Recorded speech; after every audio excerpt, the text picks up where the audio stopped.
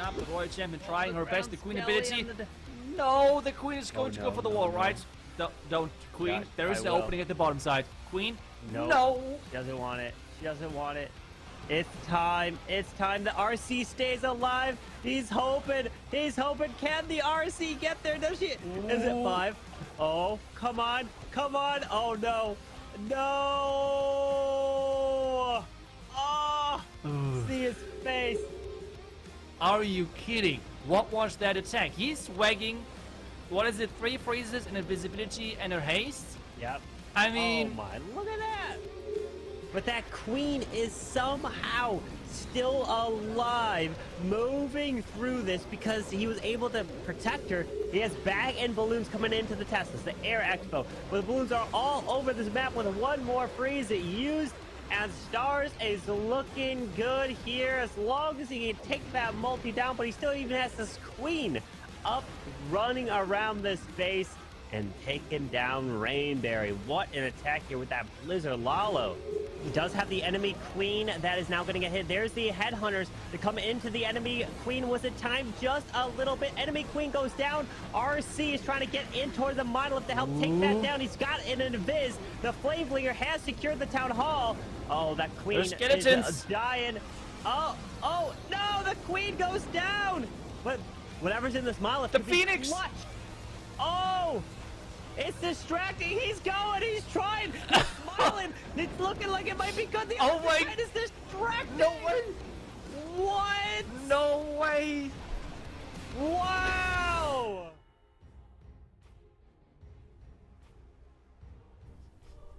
Welcome to the Clash of Clans Worlds Warmup, where it's now the playoff stage. Cannot wait. I'm Carbon Finn, joined here with Itsu. How are you doing today?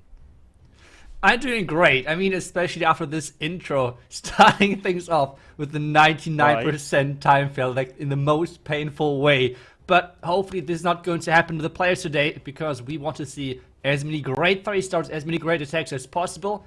But we have so many good teams at this stage, so let's take a look at how their path so far to this stage has been and what they had to go through to get into this stage of the tournament. The format has looked like open qualifiers. That was the start of the entire competition. 2 open qualifiers, overall 8 qualified teams.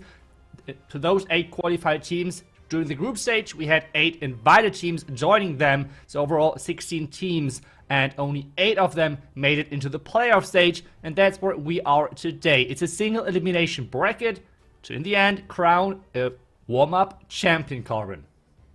Indeed, and you mentioned the 8 qualified teams, and they are going to be winning their share of the prize pool. Every single team that has made it to this weekend will be taking home some sort of money, which is at least $1,250, but that's not what they're going for. They're going for that finals, that first place champion trophy, which is going to be $10,000, because it's a $30,000 overall Clash of Clans warm-up. Absolutely incredible. But we have some absolutely incredible teams here as well. Now let's take a look at the invited teams. That's right. We have started the group stage with 8 invited teams. Most of them you know, and only 2 of them dropped out during the group stage, which is not that many. They were living up to expectations and were proving, or were delivering a lot of high-star matches.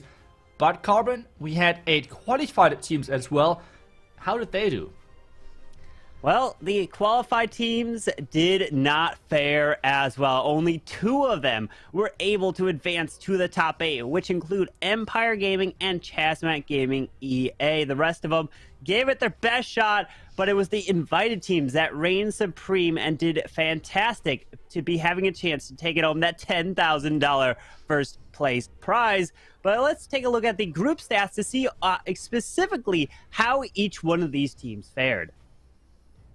Yeah, and then we can see especially a couple of the groups overall with the group 1 and 2. We had incredible scores at the top of the group with Navi and Chessmate Gaming EA, both having incredible average stats. The same thing in group 2, which was I mean, it was the closest finish ever, with Strat having to 3-star. This was one of the attacks you have seen in the intro, and he has barely made it work. And with that, they were able to clutch it out and get this tiebreaker against Esports to somehow get into this top 2 position to be in today's bracket. Yeah, absolutely incredible from S. Just to sneak there at the number 2 in Group 2, just below Tribe Gaming. So fantastic job. And that leads us to the bracket and the matches that we're going to be watching here today, with our very first match at the top left, which is Navi versus Clash Champs. We're going to see 4 matches today, and then 4 matches tomorrow to crown that Worlds Warmup first place champion, taking home $10,000. So to start, Navi versus Clash Champs. Then we have Tribe Gaming versus Chasmac Gaming, Empire Gaming versus Strat, and Chasmac Gaming GS versus Chasmac EA. That's going to be a little clan rivalry there, but this also is single elimination. You lose once, you are out of the competition. There is no redos, there's no second chances. You have to win through it all to have that chance. It's going to be incredible here, Itsu. That's right, but the teams had quite a bit of time to actually prepare for this weekend, because last weekend we have seen a wide variety of different bases, a lot of specific base counters. So for example, one style which we all would have expected to be most used, and it was most used, was the box base. But this style was so heavily countered by the Electro Titans that I'm not sure if people are going to use it today, or if they're going to try to heavily bait those specific entries to have maybe the surprise factor on their side, because the teams had to show their hands already last week with like what strategies are they opting in, like what are their most preferred strategies and what would they like to go for. So this is something to keep in mind, and I can't wait to see how the teams are going to match up. Yeah, I can't wait as well, as a lot of these teams have experience on the main stage facing each other in person. It's definitely a different feeling when that happens, but we're going to take a look at each one of these teams' stats from the group stage that they were playing last weekend. With Navi, who are the defending world champions. If you don't know, and if you're just tuning into the esports scene this year, well, Navi, do you know who Queen Walkers was the world champion? Well, that is this team. So Queen Walkers signed with Navi, and this is the team. So for those with familiar faces, we'll be able to be cheering them on. Or Clash Champs, who last year in the competition was sitting under Space Station. So a lot of familiar faces just under new teams and new organizations. So it's going to be incredible to see. But stars, 3 for 3. Picasso, 2 for 3. Really strong starts, but the average star count, is what really is the difference maker here. 13, just above 13 stars for Navi. And then for Clash Champs, just below 12. So that differential right there could really be a big influence in this matchup. Yeah, and I feel like especially the consistency is such an important thing in those tournaments with single elimination, because we have seen last weekend, I think the best team to highlight there is Tribe Gang, with how inconsistent they were. They're getting 14 stars back to back, and the next match is just 10 stars. If you're doing that in a single elimination bracket, well, you looked really dominant the first 2 matches, but the third match, I'm not really sure if you're going to win that. So overall, the consistent teams, this is like what they're looking for. And Navi so far are really showcasing that perfectly, with being super consistent on offense and having great defense as well.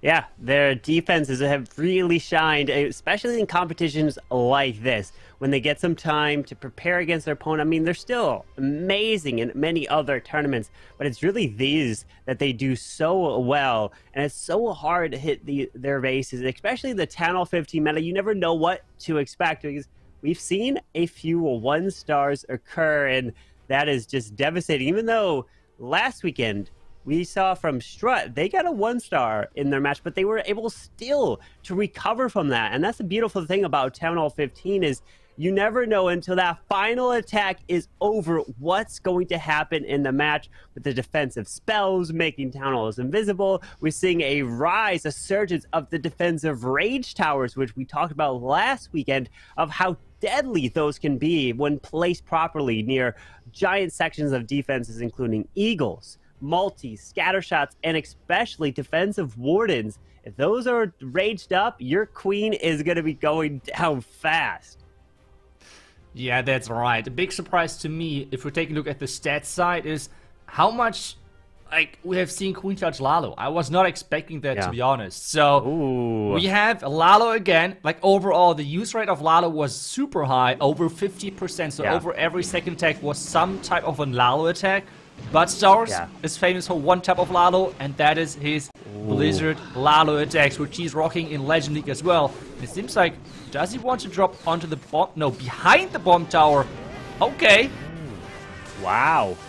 Yeah. Makes it so that the storage is invisible, so he goes straight for the Town Hall. Oh, he goes for the multi. Bomb tower explodes. Come on. You can take it down. Yes. Takes that Town Hall down. I remember when, like, at some point we were testing bases when I was a player back then. Those were the type of entries where we were saying, like, no one would do that. I mean, this looks kind of cool, but no one would risk that in an actual match, right? Stars is like, don't worry, I got that. I mean, I'm dropping in between the Town of Poison and the bomb tower to have, like, the maximum risk, but he's just pulling it off. Incredible that he's able to do that. And in this stage of the competition, like you mentioned, with all the pressure on the line, as the queen's gonna move her way towards the bottom, while this ground expo perfectly timed so that the king is tanking the damage, so the queen can continue moving her way in and slowly get healed up by this unicorn.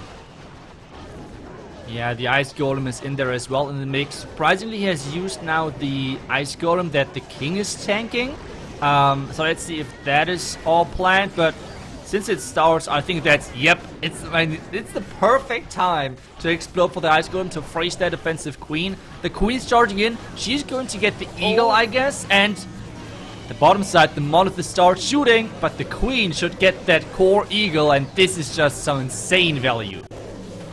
Wow, look at that. The queen was able to take out the enemy queen. Stepping up, gonna grab the eagle with her ability. Down it goes. The defensive rage. Defensive roid champ. Here it is. Oh! No way! And the sweeper? He took her. He took her out as he's moving his way through. What? I mean, some people are playing queen chargers. Stars is just doing the same value, just with his queen, so he does not care. Back end phrases, he has 3 more phrases. Those defenses are getting no chance of shooting back, and this air defense is the only thing he needs to really worry about, and he's non-stop freezing it. And Stars is doing it in style, doing the Blizzard Queen Charge Lalo into the core of this base. And look at that, with a free spell to add on top of it. Incredible attack to start off this Clash of Clans Worlds Warmup playoff stage. Navi with the 3-star. Incredible stuff. What an attack this was. I mean, like funneling his queen into the core of that, and I feel like this is really the difference maker between the more, let's say, average Blizzard Lalo attackers and like insane players like Stars is, with how much value they can get with their heroes. This is pretty much what this strategy is all about, like how much you can enable your heroes to get the value. And well, it feels like Stars did not notice that Town of 15 dropped, and it's supposed to be a bit harder and there's more damage on your heroes and everything. No one really told him. He did not notice. He just keeps smashing bases, and let's be honest, he could have swagged way more, but I'm really happy that he just tries to go for the highest time, because we know how close those matches can get. The matches can get close indeed, but P. Castro is bringing the Skelly Donut Lalo with the skeleton spells to remove the Monolith, the Clan Castle. One small slip up and they could remain and absolutely wreck the attack, but he successfully takes it down. But it looks like a Tesla farm has popped up towards the scatter in the enemy queen compartment. Yeah. Did he try to trigger it, and depending on where this Tesla, or maybe he were expecting a Tesla farm around one of the scatter shots, and he tested if there was, and then going on the other side with his heroes. I'm not really sure if that's the approach, that is the idea behind this. Maybe. But either way, so far, this looks pretty good. The Valkyrie, though, is not going into the scatter compartment. like take down skeleton traps if there are any, but I feel like the majority of traps are anyways on the other side to really make sure this bottom scatter compartment is well protected. Yeah, with this queen going in towards the town hall, he's trying to take this section down. Gonna have to take out the defending king. And there's an invisibility spell next to the town hall as the RC's ability goes off, clears the multi. Gonna take down the expo. But this queen's under a lot of firepower, so he's gonna be forced to use the invisibility on his own queen. Yeah, trying to tank the warden right now with some of those loons. The invisibility tower behind the town hall is going off. It's 1 minute and 30 seconds, and no. Yes, okay, Ooh. The queen is coming back. We were never afraid about that, okay? So all planned by Picastro. And this means now the Slammer can move in because he has not used the siege machine or something like that just yet, and he can start his Lalo now into this bottom Tesla farm. He is going straight into the enemy queen. We got headhunters. Warden ability is popped to protect the balloons. Going through this multi, queen has been secure, taking her out, but he finds a tornado trap. Look, all the traps were in this area near the bottom scatter shot with some Teslas, and those balloons spinning up tremendously. That's right, they were delayed so much, and this scatter shot was able to deal just so much damage. The top side, does the poison tower shoot again? That's the question. Yes, it does. And this means this Dragon Rider is getting slowed down quite a bit. It's not many defenses left, but it's not many loons either.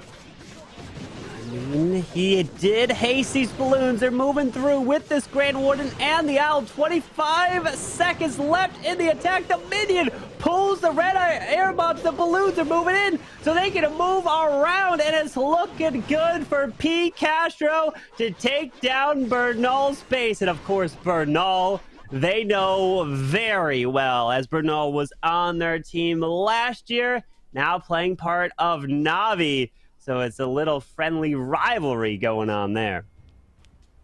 That's right, but this means that we're having both MVPs to start the match off for their teams, and both are 3-starring, so living up to their MVP expectations, let's call it that way. Really great start. And something we have seen now in that specific base is because we have seen last weekend so many of the Zap Titan attacks, something you might have spotted around the Town Hall. 1 invisibility spell behind the Town Hall, and then 2 expos flanking, but out of range of the lightning spell to make sure you can only go for the expo, you can go for the spell tower, or not get anything right in between. So you have to decide, and getting both is the crucial thing to really enable this flame flinger to then take down the town hall to set up your siege machine. And this is something people are now putting way more effort into, like defending, because it was used so much last weekend. But this time around, we're having an anti-3-star base, a complete different setup. Yeah, anti-3s with the 10 a little bit towards the bottom. Some balloons being used all around here. Finding a Tesla to the left. Flame Flinger is going to try to clear the top side, but Gaku's doing what he's really been loving, is this Queen Charge Recall Dragon attack. So the way this works, sending the Queen in to secure the Town Hall, so he can wall break the Queen, pulling her back, then using her on the outside of the base, and then sending the dragons in. It's a really strong attack, but you have to get every single part of it properly executed. Otherwise, it's going to be really hard for the dragons to really path their way into the core. Yeah, the question though is, does Clash Champs prepared for this strategy? Because, and it seems like right now the Queen is having some problems, because this strategy is something Gaku has done a couple of times, and with luring out the clan castle, this means now the Flame Finger is under attack. So really great tornado trap right there. Not only costing a healer, but as well luring out the clan castle, which takes down the Flame Finger, and now the dragons have to come in. And now I'm really wondering if there is maybe an entire set of black mines in the core of this base, which would really be a big problem for Gaku.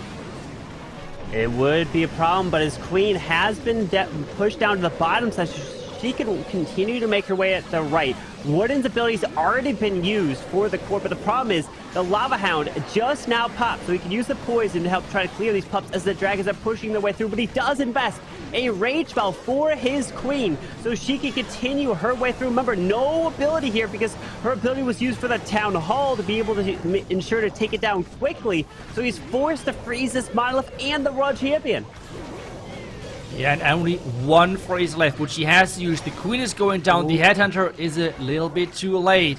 And it looks like this could be the first defense of the match with a lot of time still left, but not enough power on the troops. The Royal Champion is getting sniped off. And this means the Dragons have to pick up as much percentage as they can. Yeah, the problem is the Queen using ability wasn't able to use her ability at the end there, which is critical. I've tested and used his attack strategy, tried to use it, or at least replicate what Gaku and these pro players have done. And from my testing, what I learned is if you use the Queen ability on the Town Hall, you don't save it for later, it's going to really hurt. And every time I didn't have that Queen ability at the end of the attack, I ended up usually failing these types of hits. But Gaku, great effort there, but it's the small things that he definitely probably wasn't expecting to lure out that clan castle so early, which caused the CC to run to his flame flinger and not get as much value as he was hoping for, or at least planned. Yeah, and I feel like that's then exactly where this 1 week preparation is coming in, because as we have said, Gaku has used this, I think, pretty much most of the time last weekend already, this specific strategy. And I feel like this tornado trap specifically was there to lure his queen in, trigger one black man for his healers, and in addition, lure out that clan castle, because we know Gaku loves to combine the strategy with that flame flinger, and this has really cost him to be somewhat predictable in that sense, baiting him. Would love to see if that was the only anti-3-star base they're running, or the only base they're running with this specific exposed Town Hall style, because that then would be like the ultimate bait, like really knowing, okay, Na'Vi has this one player who loves to do this specific recall queen charge, and giving them this one base where this strategy fits, it would be kind of like a really, really genius move. It would be, and you know, these players have those mind games, especially with their builders who spend so many hours helping build, test, and bring bases to this level of the competition. As Patalino is setting this blip in to help secure everything around this Town Hall, the invisibility spell is there, it's up, which is gonna be activated. Yep, he's just saying, okay, you know what, let me take out the king, focus on him first. I have the time, but oh no! The timing was not right. Oh no, but the Town Hall? Come on, come on. Oh! No! What? Wow. He got it. I mean, it's a really heavy investment, and it always feels somewhat risky to actually blimp an invisibility tower behind the Town Hall. And I feel like by now we really see a specific meta evolve, where we see a lot of invisibility towers with this one rage tower on the other side of the Town Hall, kind of really making sure that you're raging those defenses up. Because take a look at that, there's 3 multi-inferno tower getting covered by this rage tower. Have fun playing Lalo through that, because your loons are not going to last very long. They will not indeed, as these heroes are making their way into a Tesla farm with that Royal Champion to the left. He only has 19 balloons total as he's moving through with the rest of this Lalo, so that is not much. And look at the Hound. It went down so quickly. There might be even more Sekirama down the other side. Yes, there are. So he doesn't have too much protection for these balloons now as they're making their way to the core. And now we see the core triple raged up Inferno Tower. No. I mean, and the tornado trap to really keep those loons in place and not being able to move in. I can already tell we will see this base a lot of times in Legends.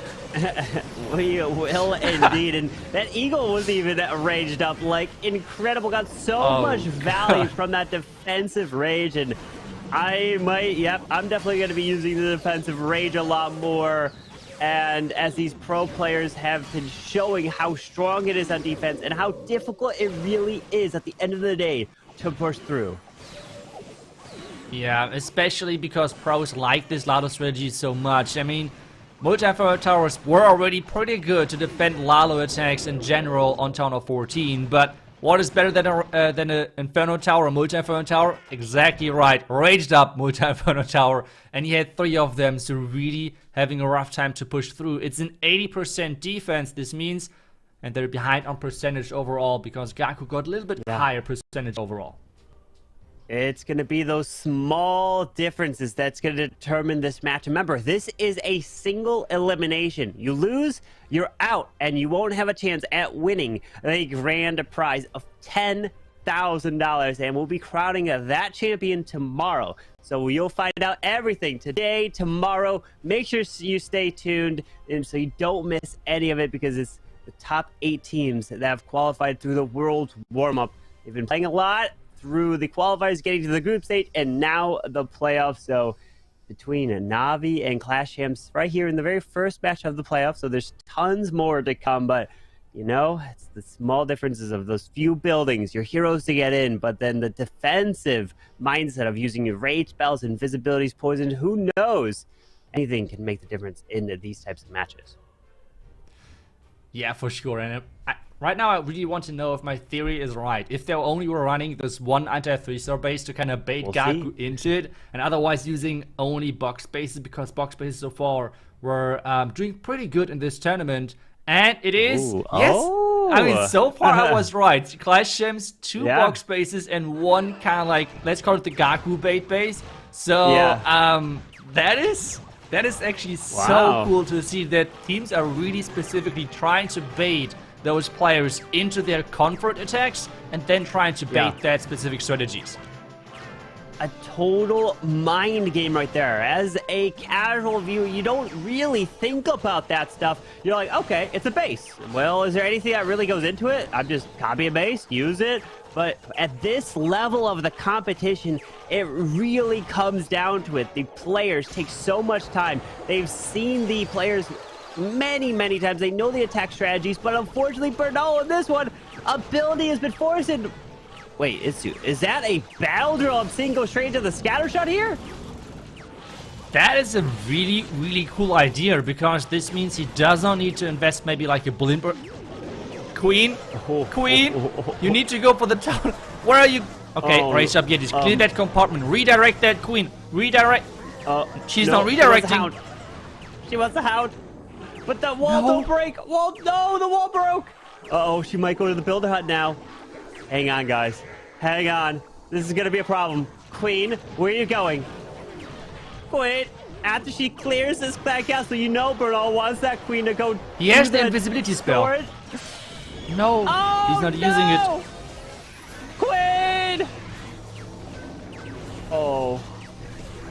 This is so painful to watch, because I know like how this feels. This has happened to me many times. Queen going to the wrong direction, the queen charge. This is like the worst possible thing for you to happen, and for Bernal it's happening right now. The queen is trying to stay alive, but the Lalo now has to get down the town hall. And take a look at the spell tower. It's reloading already, so he has to make sure with that right tower he's able to take it down. That's right. And now he somehow has to overpower still the base, and especially trying to pick up percentages. That queen, though, she just finally now went down as the RC's making her way through. Oh, the Phoenix clutches that defensive Grand Ward, and that was huge, but it's become a little mini Royal Champion charge as the healer's transferred off, but the RC goes down, and the multi on the backside is going to hold. It's going to be a defense here for P. Castro, and holding Navi to another 2-star. That is exactly what you need to have a chance at defeating a defending world champion. That's right. We can see so good how well those 2 teams have prepared on defense, and this is something we have talked about last week already, that a lot of base builders now feel like they have now more impact onto the matches, where on Tournament 14 was mainly kind of the attackers messing up and not really the base builders having that much impact. That's what they always said about the base building, how they feel about the defensive side about the game. But on Tournament 15, that had completely changed. You have a way more impact on the game. You can, as we have seen already, bait really well specific entries, and even with well execution, it's really hard to come back from that. So overall, solid defenses on both sides. Only the MVPs were able to 3-star off the specific teams. And now it's back to Clash Champs, and with a 3-star, they might be even able to take the lead in this match. They could indeed. That's what they're looking to do, but it's awesome to see that base builders getting the love they deserve for all the effort that they put in on a side that most people never think about. But when you're a pro player, you always are thinking about those base builders and how they put those small little things, those small traps, those little baits, like we've mentioned many times, to pull those attackers in. But Leo with a queen charge, Lalo, starting off with a little barbarian. And you're probably wondering, why is there a barbarian being used? Well, it's a test for some Teslas on the outside right next to the storage to help with pathing. So he's like, okay, no Tesla there. I'm okay. Don't have to use any balloons or anything like that. That's right. And we're seeing the battle drill again. I mean, what is happening? The new siege machine is getting some love from the pros. Right. Having double rage tower, so it's an ambitious charge going in there. And remember, Queen Charge Lalo is one of the strategies which is having the highest 1-star rate as well, because with how those box spaces are set up, all the value, all the buildings you do not want your Lalo against are on the opposite side of the town hall, which means you need to charge the opposite side of the town hall and then go for the town hall Lalo, which a lot of times is quite risky. It is risky as you are trying to make your way over that town hall, but look at this. The ground expo is still up. That was potentially supposed to go down from the battle drill with the Yetis that came out, but it is doing a lot of damage on this queen. But she does take care of that hound as he has another 2 super wall breakers to use. Yeah, where are those wall breakers coming in? Is he trying to charge into the core? We have the king and that royal champion trying to clear out the top side. Wall break is happening, but there is just so much damage. The raged up queen! His queen died. The raged up defending queen just 2-shot his queen through her ability. That was painful. No. That is the power of the defensive rage. It does so much, even losing your queen through ability. So now this warden and these balloons have to go through the town hall, but we have a double multi-inferno tower here to help defend for Klaus as warden ability does go up, but he's getting spun around on top of that as he's trying to make his way through. And now the double multi-inferno tower on the core. Look at that. Those loons are just getting melted. They're going down so quick. There's not much base left, but the problem is there is no troops left, and this means it's another defense for Na'Vi. Those box spaces are holding strong, and it seems like those rage towers are, I mean, they're just the MVP so far of those defenses. It's crazy. The raged up queen, I mean, that escalated quickly. It did indeed. And you're going to be taking your screenshots now because you're going to be seeing some of these bases in Legends. You're going to be seeing them in Wars, CWLs. So you're going to want to get your practice on them for sure because it's going to be annoying to face. I know this for sure. But Leo, 82%, 2-star. Great effort, but it's all tied up right now. That's right. All tied up. This means it's now back to Na'Vi, and we want to keep, or at least I want to keep knowing if the theory is still right. So far, 2 box bases, 1 bait base. Is it going to go all the way? I really want to know if this theory was right, because I still feel like this would be such a genius move of like really baiting specific players into certain attacks. And moving forward, I mean, we know a lot of base builders out there are really, really good at what they're doing. So this is maybe something more other teams are trying to really get Gaku into, like doing this specific entry.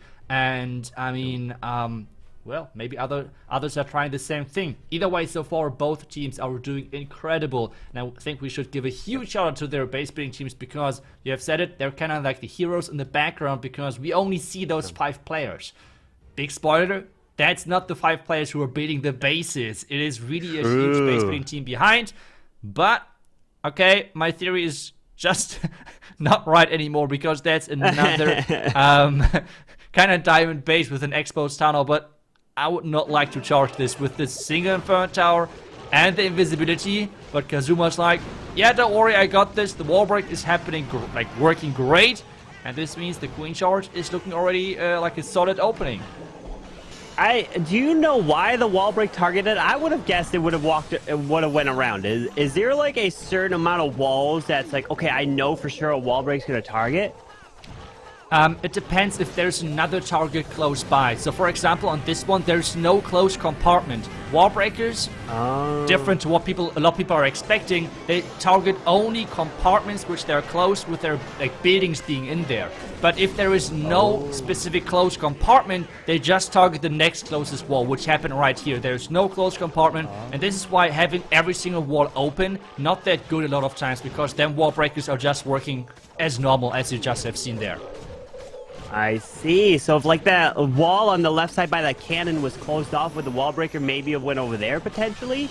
But I mean, yes, you could add to that oh, it would have. Wow. See, that's a small little thing. I wouldn't know, as I would have been like, my wall breaker's gonna go crazy. But either way, Kazuma charges into the enemy queen, takes her down, as this queen's gonna continue her way, but the Monolith is locking onto the queen. Be careful. I said it. Oh! He's using the ability early. He knows what is happening. Oh. Come on, Kazuma is making his way around, but he's keeping that queen invisible so she can continue to take out this Monolith, and she does!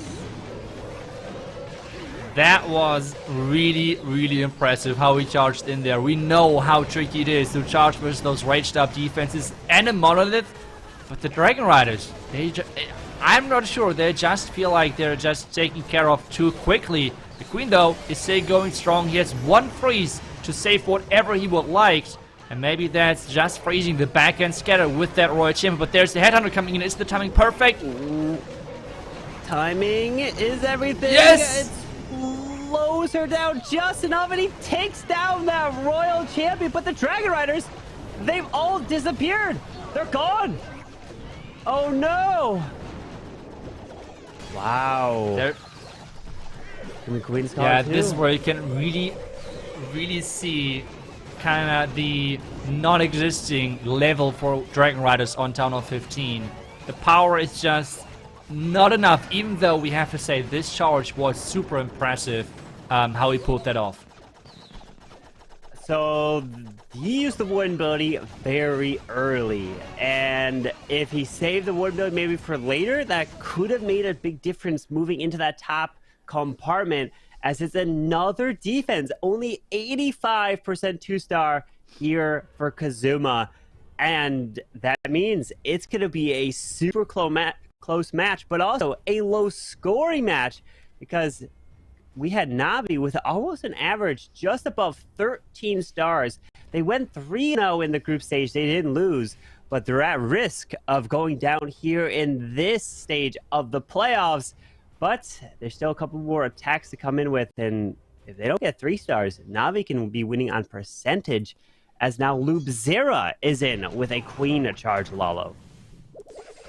Yeah, you have said it perfectly in the beginning, where on Town Hall 15 it feels like every single match is coming down to those last couple of attacks, because there could be always a 1-star happening, there could be always like a 3-star happening to turn a match around, because they are typically that close. So, let's take a look at this next queen charge. We know it is risky, especially Carbon, with that invisibility tower next to the Town Hall.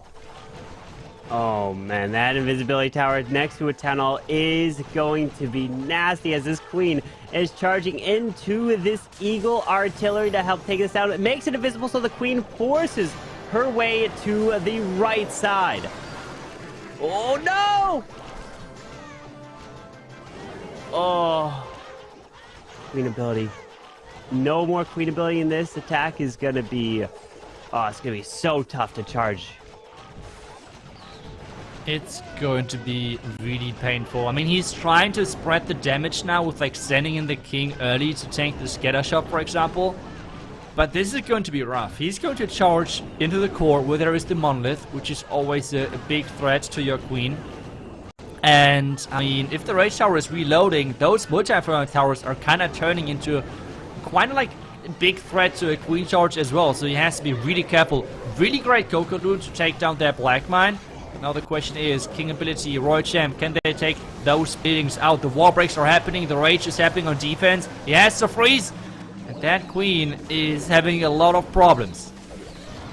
As this Queen, she does make her way into the core. This is like huge value, look at this. And he pops the ward ability early. So the blimp goes to the town hall and he rages it up. So it tries to take it down very quickly, and he does secure the town hall, and the invisibility spell goes off, which doesn't matter because the town hall has been secured as the balloons need to move around the poison. But the queen is dead as he now has to make his way into the defensive queen. But there is a tassel farm waiting for him with a scatter shot there and no more spells. Yeah, losing this queen ability early was such a big game changer. I feel like with the queen ability on the back end versus the defending queen and everything, this would have been probably a 3-star, right? I mean, he would have gotten the scatter shot, the defending queen, everything. So the plan looked for sure solid, but I feel like with queen charges nowadays on Town Hall 15, they're just so punishing. The same thing, what was a positive thing on Town Hall 14 with like, you can just have a lot of mistakes and still bring a queen charge through and do the 3-star. It's kind of the complete opposite of Town Hall 15, because the queen charges feel like they're the most punishing attacks. When like something is going wrong, it is just so hard to save those attacks, and this is really something we see in this match so far. Both teams really heavily prioritizing those queen charges, but they're just not paying off so far. They are not paying off indeed, as it's a low scoring match here. 9-9 coming in at this stage with the final set of attacks to come in. 2-star, we only have 11, but a 3-star, it puts us at 12, and Navi knows, because I believe they're probably up on percentage, that they could take it with a 3-star. We'll see it once the final attack comes in, or the final sets of attacks, so we'll see the percentage on the right side. But yeah, it's coming down to this, as we love to see, with the pressure on the line. Again, if you're just joining, this is the first match here of the playoff stage. There's going to be 4 today, 4 tomorrow, and it's single elimination. You lose, you're out. So you do not want to lose here, because it's $10,000 again for winning first place, $30,000 overall in the Worlds Warmup here. But the final attacker that's coming in for Navi, and they do have a percentage lead. Of course, it is Klaus. He triples, they win. This sounds quite easy, right? I mean, just 3-star and you win. It's that simple. I mean, it couldn't get any easier than that. But he's off with that king. Off to the right side. And we have 5 freezes with this Lalu and a heal spell here into, but he's determined to bring the log launcher in the mix. That's right. He loves those log launcher hero dives where he's just so good at like somehow calculating the damage he deals and the value he gets, and he's actually using it to snipe out that multi-inferno tower, opening up the walls, dealing damage to those buildings. And I mean, he's opening the walls for the Royal Champion, but is that really worth it? I mean, I would never question Klaus, but log launcher is dealing quite some nice damage. Oh, you know what? My thought here is he sends the Royal Champion to take the multi, so the log launcher stays alive. It allows the logs to make it to activating the invisibility spell. That's my guess. You know, because since the multi went down faster, it allowed it to stay up longer, so it could then get closer to the town hall and activating the invis. I think you're 100% right on this one. I didn't even took a look at that invisibility tower. That was just genius. Making sure that spell tower is triggered early. He does not need to invest any spells then into actually freezing it or anything like that. Now using the heal into the back end compartment. And this is looking just so good. We're at the red mines though. There's the first couple of red mines popping up. The loons in the core are taking a heavy hit, but he has just so many spells left. He does! He has also a ton of balloons to use and crushing his way through the backside. But what a perfect log launcher to move through. The multi go down early due to the Royal Champion so that it can get closer to that town hall and take it down, or at least activate the invis. Not to take it down, but just to activate it so that the balloons can target the town hall. What a brilliant plan here from Klaus to clutch it up with the 3-star to win this match, because you know, if they didn't get a triple, then Clash Champs would have had a chance to triple and win. That's right. That was just a super impressive showing overall from Klaus. Like the idea with activating the lock launcher as well. What I feel like was really impressive, the timing, how he used the Royal Champion, because the multi-inferno tower did not go down right away. The multi-inferno tower locked onto the lock launcher. We know how little HP that siege machine has, and well, he used in the Royal Champion and Diggy to reset, to stun the multi-inferno tower, to really make sure this lock launcher is going to survive a little bit longer, and with that being able to then activate that town. Also genius move from Klaus, and well, getting it done with the hero dive Lalo. I feel like by now, just Lalo is fine, but just get rid of the queen charge. Just don't do it. Just do the queen charge without the healers like Stars or like Klaus just did with his hero dive, and I feel like that is working way better, at least so far it seems like. At the same time though, you have to say, this base had no defensive rage tower in the middle of the base with a couple of multi-inferno towers. So maybe that was the big difference maker, and then the mistake of Clash Gems of not abusing the rage tower, because it seems like so far just so incredibly strong. It is incredibly strong at defense, as we're seeing it on Stars' defense here with that rage. Up next to the Eagle, the multi, the other multi, and the third multi, as Seleno is coming in with a queen charge to the top side, wall breaking his way up there, so the queen can try to make it her way into the scatter, then eventually maybe into the core with triple wall breaks. It's going to be a long way for that queen to make it. But we have a defensive poison spot tower next to this town hall, so that activates on any set of balloons. They are going down fast, but we have to keep our eye on this queen, and we can't lose her like some other attacks, which if you lose that queen, the attack's almost over. Yeah, I mean, whenever I see a setup like this, I have to think about raged up Bitter Huts, because the healing is getting raged up as well, right? It kind of works as you're raging up a healer. The healing is getting more efficient. So I would like to see at some point the Bitter Huts having a level where if you're raging up 5 Bitter Huts, the queen can like not take down the building because it's getting healed so quickly. That would be just so funny to build like troll bases and everything. But we're getting into the heat of the attack, where he's about to charge this in a core of the town hall, of the base, trying to take down all of those multi-inferno tower compartments and the Eagle. And he's starting a Lalo from the complete opposite side. Early warded ability, so the Blimp can try to go to that town hall as the poison got tossed to the RC. Queen's charging, Lalo's coming. Such a lot of multitasking happening at the same time. He tried to path his way through, but the balloons are almost gone. Like, there's no more. No more Lalo here, but can his queen finish off this base? The queen and a mission. Can she somehow make it? I feel like the multi-inferno tower, though, is out of reach. The queen is getting wall break into the scatter compartment, but that multi-inferno tower has to go down somehow. With queen ability, he's got to freeze. Is he going to invest it on the multi so the warden takes it down and lets the queen use ability through that final section? Yes, that's exactly what he does. And the warden's going to take... Wait, there's one more wall break for this queen. No, the scatter shot locks directly onto it. The multi-inferno tower has 0 hit points. No way. Oh my. He's trying to push everything in there. I mean, the healers are getting targeted right now. Maybe the Phoenix. The Phoenix has to be the MVP. Yeah. It has to. The queen. Come on, Phoenix, go! Fly, Phoenix! Come on! No!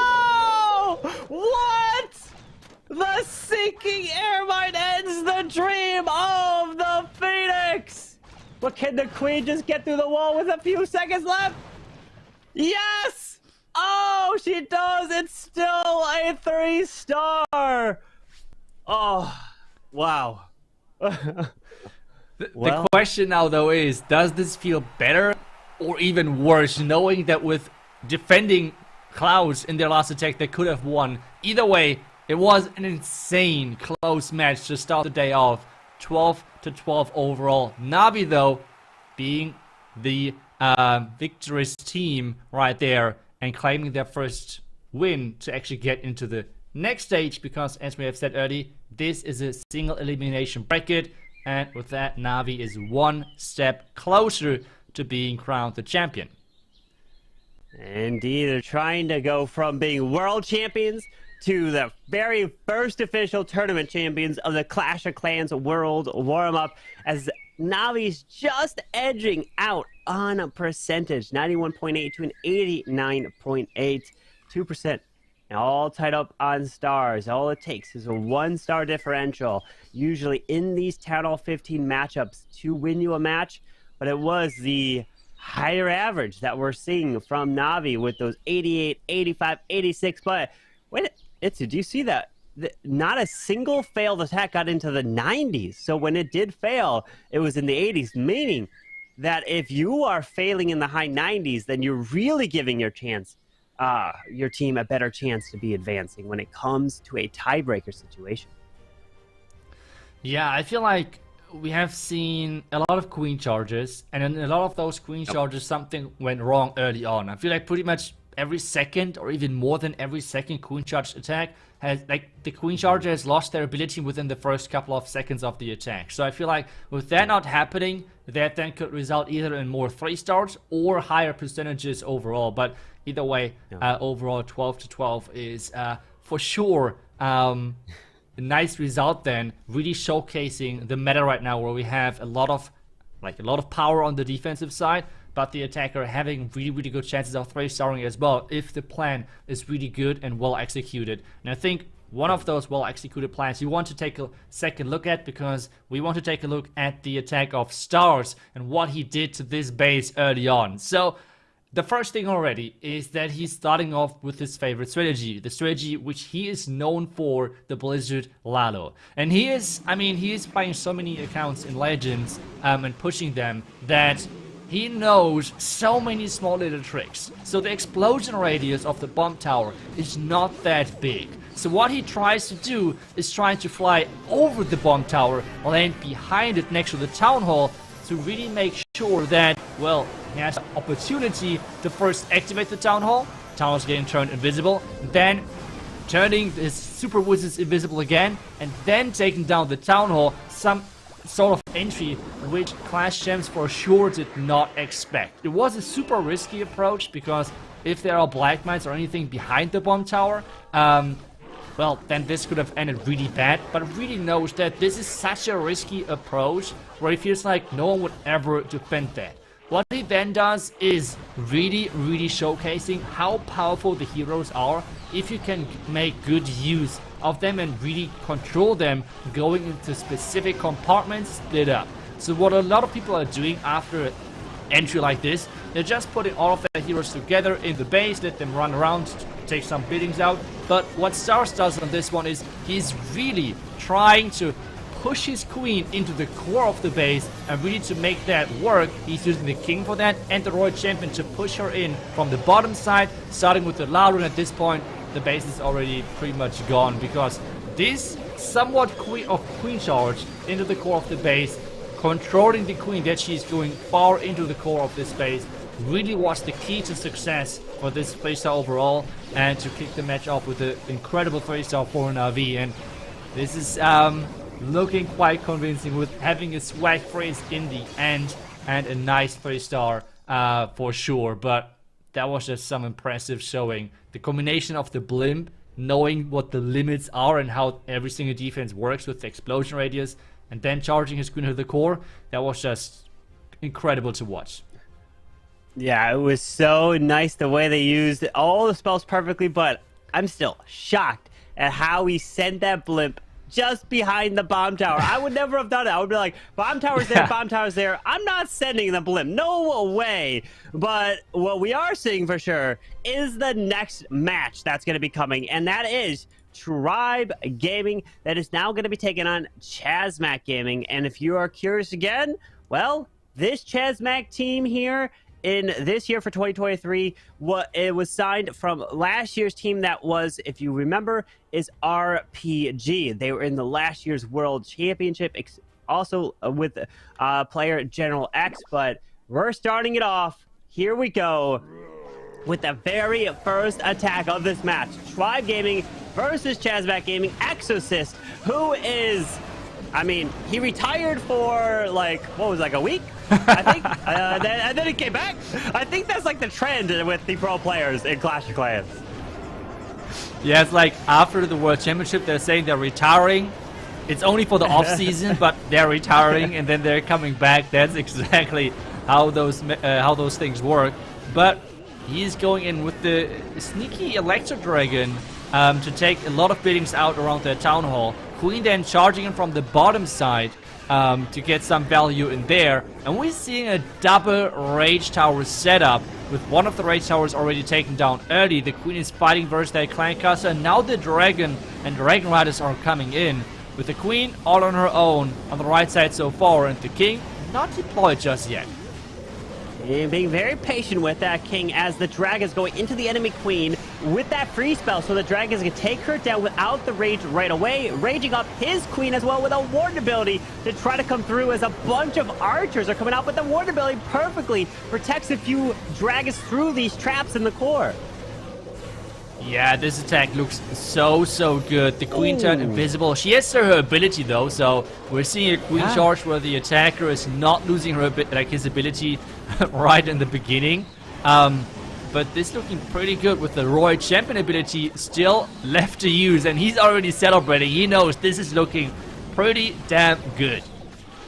It is looking fantastic with the RC ability in attack as well. Skips across, takes down those buildings, and Exos is leading it off with a 3-star. And I'm not gonna lie, Tribe Gaming has one of the craziest reactions part of a pro team. They really let their emotions out on their sleeve so you can see everything that they are going through, and Exorcist leading it off with a triple into this playoff stage. What a first attack this was, but we have to keep something in mind. Even though Tribe Gaming so far, they were pretty incredible on offense. I mean, yes, they had one off match with like the 10 stars, but otherwise when they were able to perform, they got always 14 stars. At the same time though, they're one of the worst teams on defense. While we had the first two teams with Na'Vi and then Clash Gems having around about 11 stars on average on defense, Tribe Gaming is having 12.6 stars on defense on average, which is nearly 13 stars on average during the group stage. This is quite a lot. So even though their offense looks better compared to their defense, well, it's not. I mean, they need to get those high scores to actually win their matches because their defense so far has not looked so great. So the question now is this somehow exploitable to actually take them down even though their offense is good?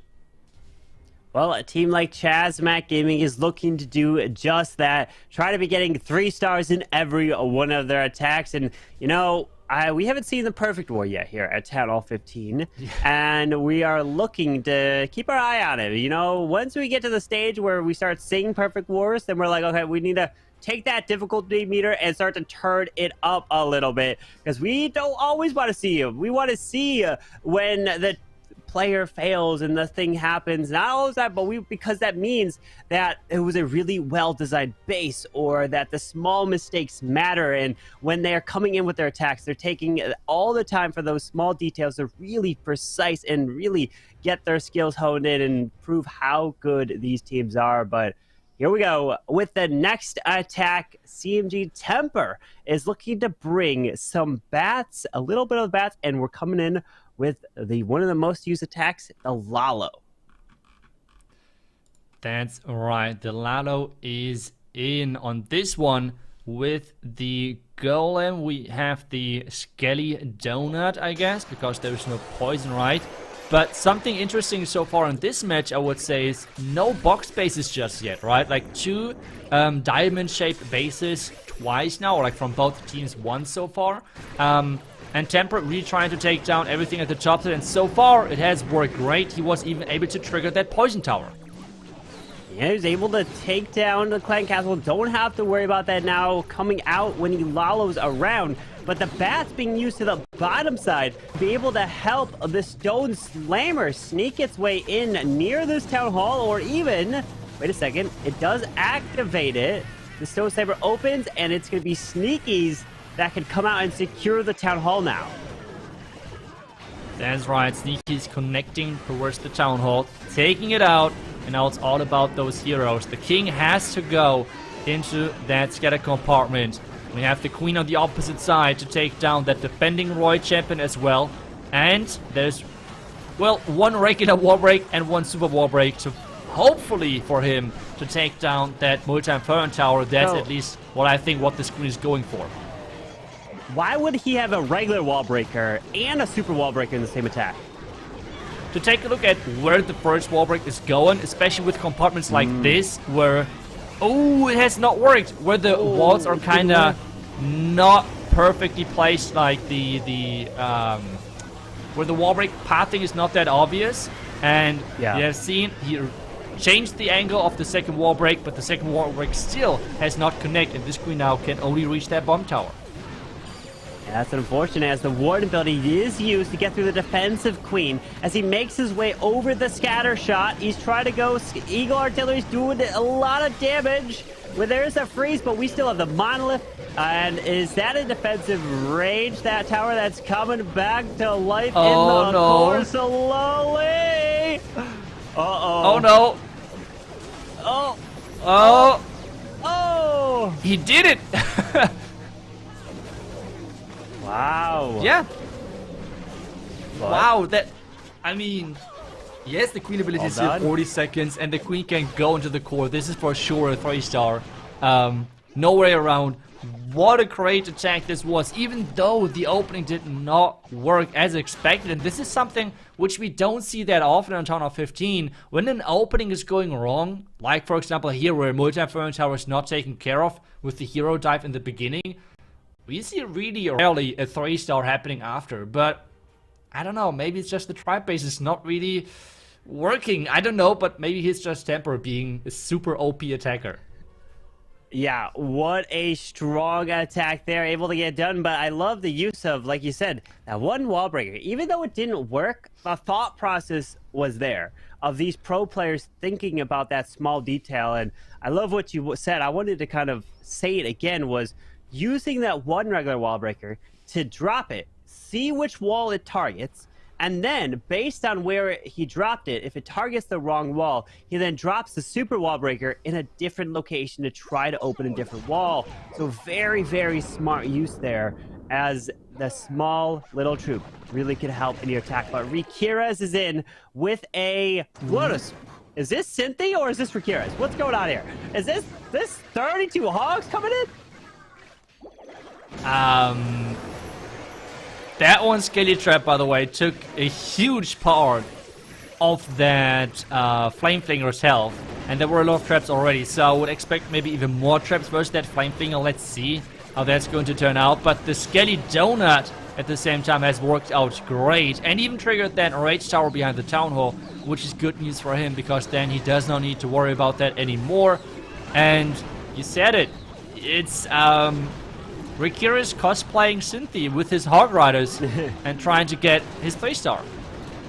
Really trying to come in with this Queen to the Town Hall. But the beautiful thing about doing an attack like this, and why would he choose Hogs? Well, look at where the bomb towers are. The bomb towers are near where the Town Hall is, which means the Queen, she removed one of the bomb towers. So that's really good. And the other bomb tower is at the very end.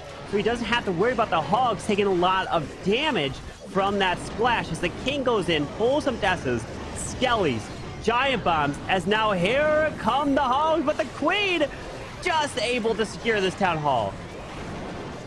That's right, and then we're having most likely even more Hog Riders reinforcing everything from this Flinger on the right side. And that's right, there is more Hog Riders coming in. There were a ton of giant bombs on this right side versus the Flinger, which means on the other side though now, there is less giant bombs inside the base, which could actually threaten those Hog Riders. And the Poison Tower is shooting at that Roy Champion, which means the Hog Riders have even less damage versus them, and this is looking really good. And notice, but also look, with this Warden, he decided to take the Poison Lizard, so when he moves in with the Hogs, the Poison Lizard can target the defending heroes. Just every bit of the attack was so well thought out and executed. The Hogs finding some traps on the backside, but the Hogs can overwhelm this. And we even still have the RC ability, and Riquires with a 3-star with the Hogs. What a beautiful attack coming in and really broke the base down, and a perfect way to use the Hogs into the core of this one here. And Carbon, you have talked about it. Which team could possibly get the first perfect war? And do you remember which team so far was the closest? That's right, Tribe Gaming, 14 stars. And Riquires was the person to get a 99%. Yep. So they were one building off those 15 stars overall. This is the first ratio for Riquires. Now the question is, can the other team members do the same thing again, get all of those 3 stars in, and get the first 15-star match in this tournament? Or did we just jinx them? Who knows? Who knows? We have to see what happens, but... I was about to say, well, while you just said that, now I'm going to say, well, Itsu, who's the first person to jinx today is the question. And you might have just achieved that, you know? Well, I guess we'll see, because we have to stay tuned to this match so you do not miss it, because it's going to be coming back and forth. 3 stars left and right. And in order to keep pace with what Tribe was doing in the group stage, you're going to have to be putting up a high score performance. You're going to be having to put up close to 13, 14 stars. And you know that perfect is going to really give you opportunities. Yet to ever, I don't think we've ever seen in any competition a perfect, and to come down to the percentage when it's like the official tournament. We've seen them in other tournaments and things like that in the past, but it's so rare that you almost it's one of those what if scenarios. You never really think about it. Yeah, it's not happening that often. I mean, especially now for Town of 15, where things have gotten really hard. It is even harder to pull those off. And I feel like so far both teams just gave them like a handshake or something to only run those diamond-shaped bases. I'm kind of like, it's funny to see how different the teams are understanding the meta right now. In the first match, we have pretty much only seen box bases. In this match, there's only diamond-shaped bases. So, yeah, let's just take a look at that and let's see if that attack is going to work. While take a look at that boulder on the left side. That is just a genius move to take down that air defense. Wow. Yeah, that was very smart here to get that boulder bounce, taking out the air defense, especially for a Lalo attack, so you don't have to worry about the air defense taking and damaging your troops or damaging balloons. But the problem is, if you take out air defense, it's going to be changing the pathing of your lava hounds and where you end up sending it in. But he does still have that eagle up. The hound is going to move its way over to the flame flinger. As the flame flinger is taking some damage from the mortar, it's going down, but it can slowly move in to secure the eagle and the Grand Warden altar. Yeah, and this is something we're seeing now both teams trying to take use of, with this siege machine just being so powerful, and he's getting even that defensive warden in there as well. The hound, perfect, because of that air defense bounce, he's able to trigger the train trap early on with that hound, so perfect. Warden ability should cover all of those loons to get into the scatters, into the town hall, and this so far is looking really good for him. It's looking beautiful as the balloons are coming around, moving to the top side. The flame flinger opened with the Yetis, but Itsu, we still have the defending rage tower in the backside with double multi-target infernos, and the only counter he has is a haste to pass through. What did that rage tower just do? It jumped up, got stuck, because I think the troop inside died, and then it just got back again like that. It looked so funny. But yeah, you said it, the rage tower now has to somehow defend this. There's now the rage popping off, and the loons are just dropping like nothing. What? Wow. Rip. One rage tower and 2 multi-inferno towers. If you don't have a freeze for that, good luck trying to get through all that multi-damage. Your balloons will go down so fast, especially in this area. Tends to be red air bombs. It tends to be a great place to send drop red air bombs, and especially on the defensive side, so that no hounds kind of fly over it, because you don't yes, putting air-seeking air mines next to an air defense, it's not great. Take out a Hound faster, or red air bombs. But if you put the red air bombs away from the air defense, when the Hound pops, the lava pups don't pull those traps, and they stay in locations where your balloons will most likely travel in groups, and that tends to be in the core of the base, so the Hounds could just kind of fly around the edges. Yeah, that's exactly how you really need to set up your bases versus this Lalo type meta, which we have at the moment for sure. I mean, I feel like last weekend we had above like a 50% use rate of Lalo. I feel like today it's 80% or something. It's kind of crazy. We have always different openers, that's for sure. Queen Charge, Blizzard, Lightning like we have just seen, or a crazy lock launcher like Klaus did. But it's pretty much always the follow-up being Lalo in those pro matches so far, with the one big exception, and that's Rakira's with those mass Hog Riders, which was really, really cool to see with a different approach right there. But that means we're back now to Tribe Gaming, and it's another diamond-shaped base, and we are seeing another Lalo attack. This time around, though, it seems like a Blizzard Lalo approach with 4 invisibility spells.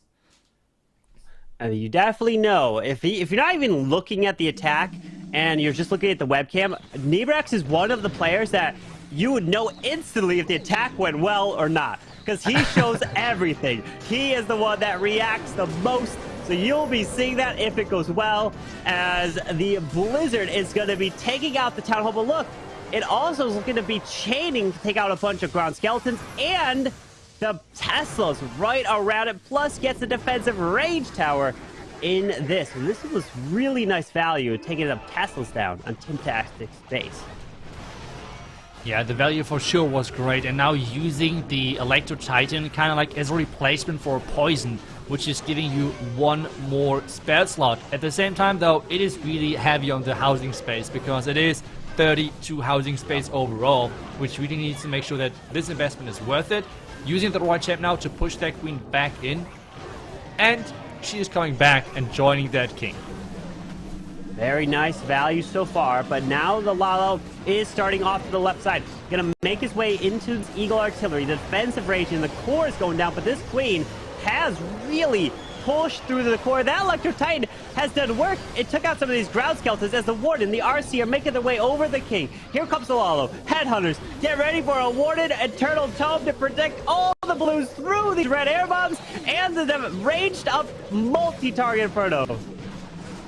And he even caught that one Hound to get into that Warden ability as well, which means this Hound has stayed alive quite some time. Non-stop freezes. He has 2 more freezes and an invisibility tower left, and this Hound is surviving the entire attack. He should make sure that this Hound is going down, because this always means that you have more cleanup. But he said it. Look at he is celebrating getting this 3-star in, and knowing that Tribe Gaming so far is 3 out of 3.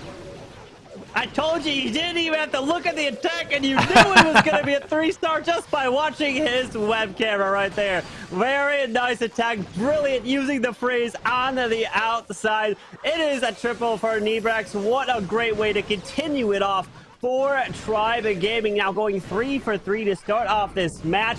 And that's what they did when we were watching them in the group stage. They were doing so well. They were just coming in with triples. And it seemed like they're kind of continuing off from Town Hall 14 meta.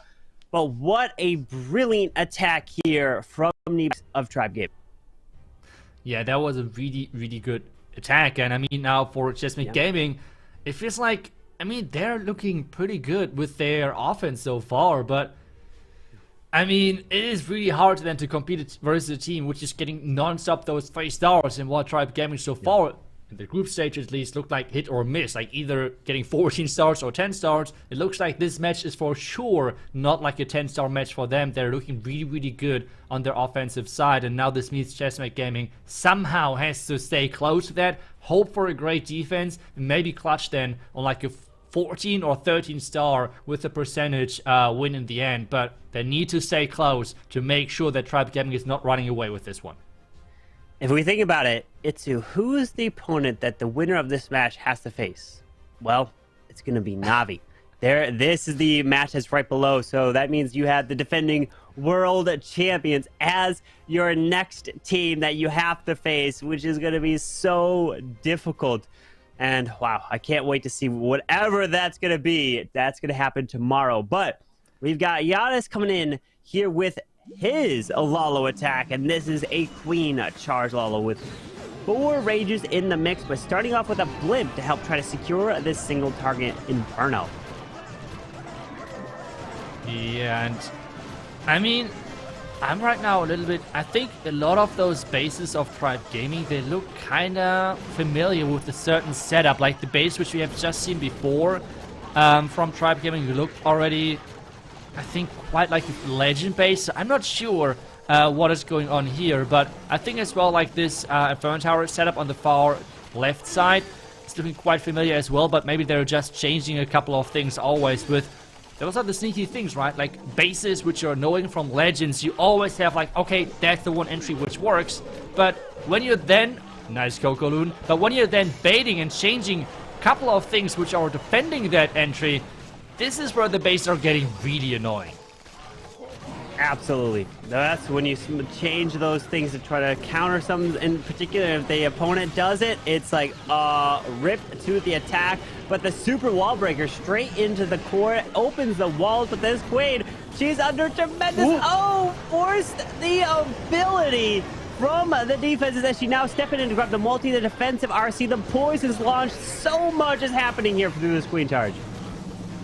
Yeah, we know from earlier, as soon as you're losing that Queen, because you're not paying attention 100%, this is really going to cost you on the later stages. And take a look at that, the Queen is going down with that ability. This could have been a huge game changer, but now we're having the freeze for the Town Hall and the Monolith right there, and the Loons have to somehow overpower this now completely.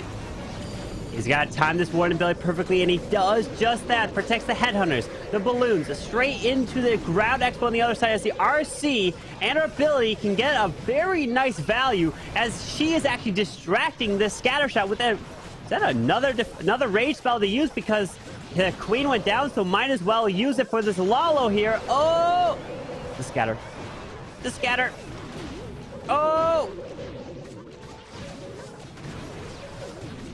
I think I would have loved to see the rage onto the Royal Champion charge, because I feel like those Loons, even raged up, they have not a lot of chance versus this Scatter Shot, just versus the splash damage of this defense. So I feel like maybe raging up the Royal Champion would have been the better choice. But those are always like then those split-second decisions, which is way easier from our point of view to like speculate on that. But you understand.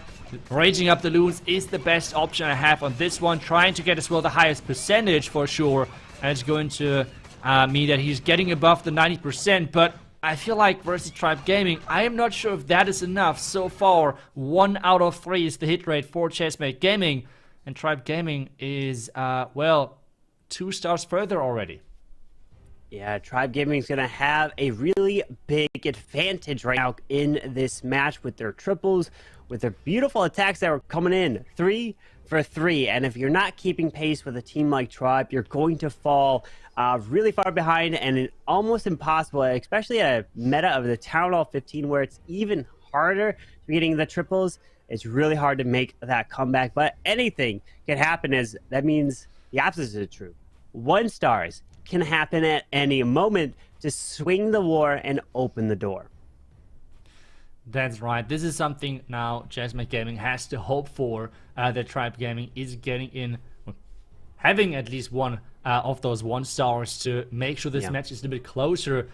But I would like to see what they're coming up with next. I mean, we have seen so far crazy stuff. Yo-Yo is still one of the attackers who has not done their attacks yet from Tribe Gaming, and he's actually the next attacker coming in with Lalo as well, and he is having the log launcher right now selected as well to make sure that he is getting really far into this base and take down a couple of Inferno Towers.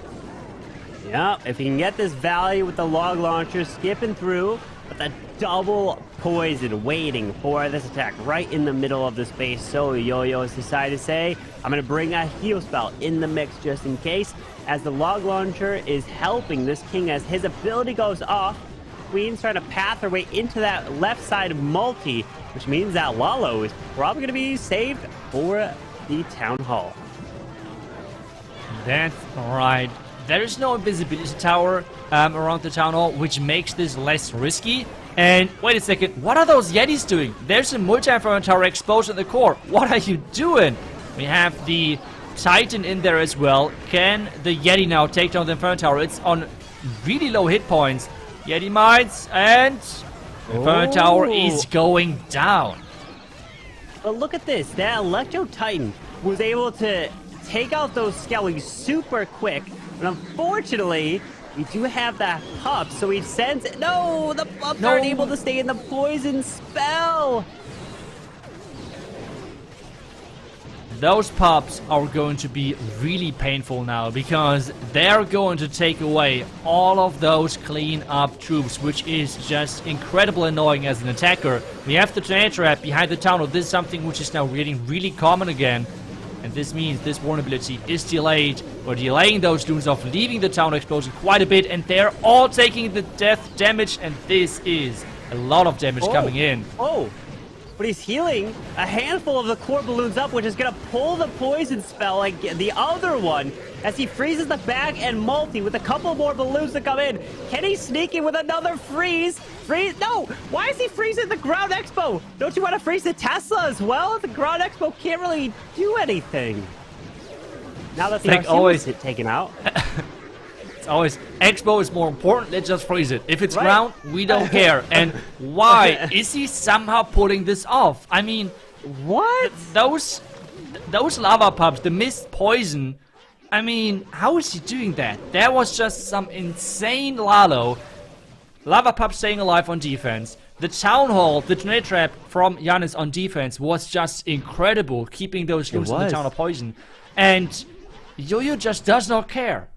He just does not care, and by some of his ex-teammates and some of the other clashes, he is like always in the talks as being one of the best, if not the best, Clash of Clans player out there. And attacks like this are just like showing how good he is.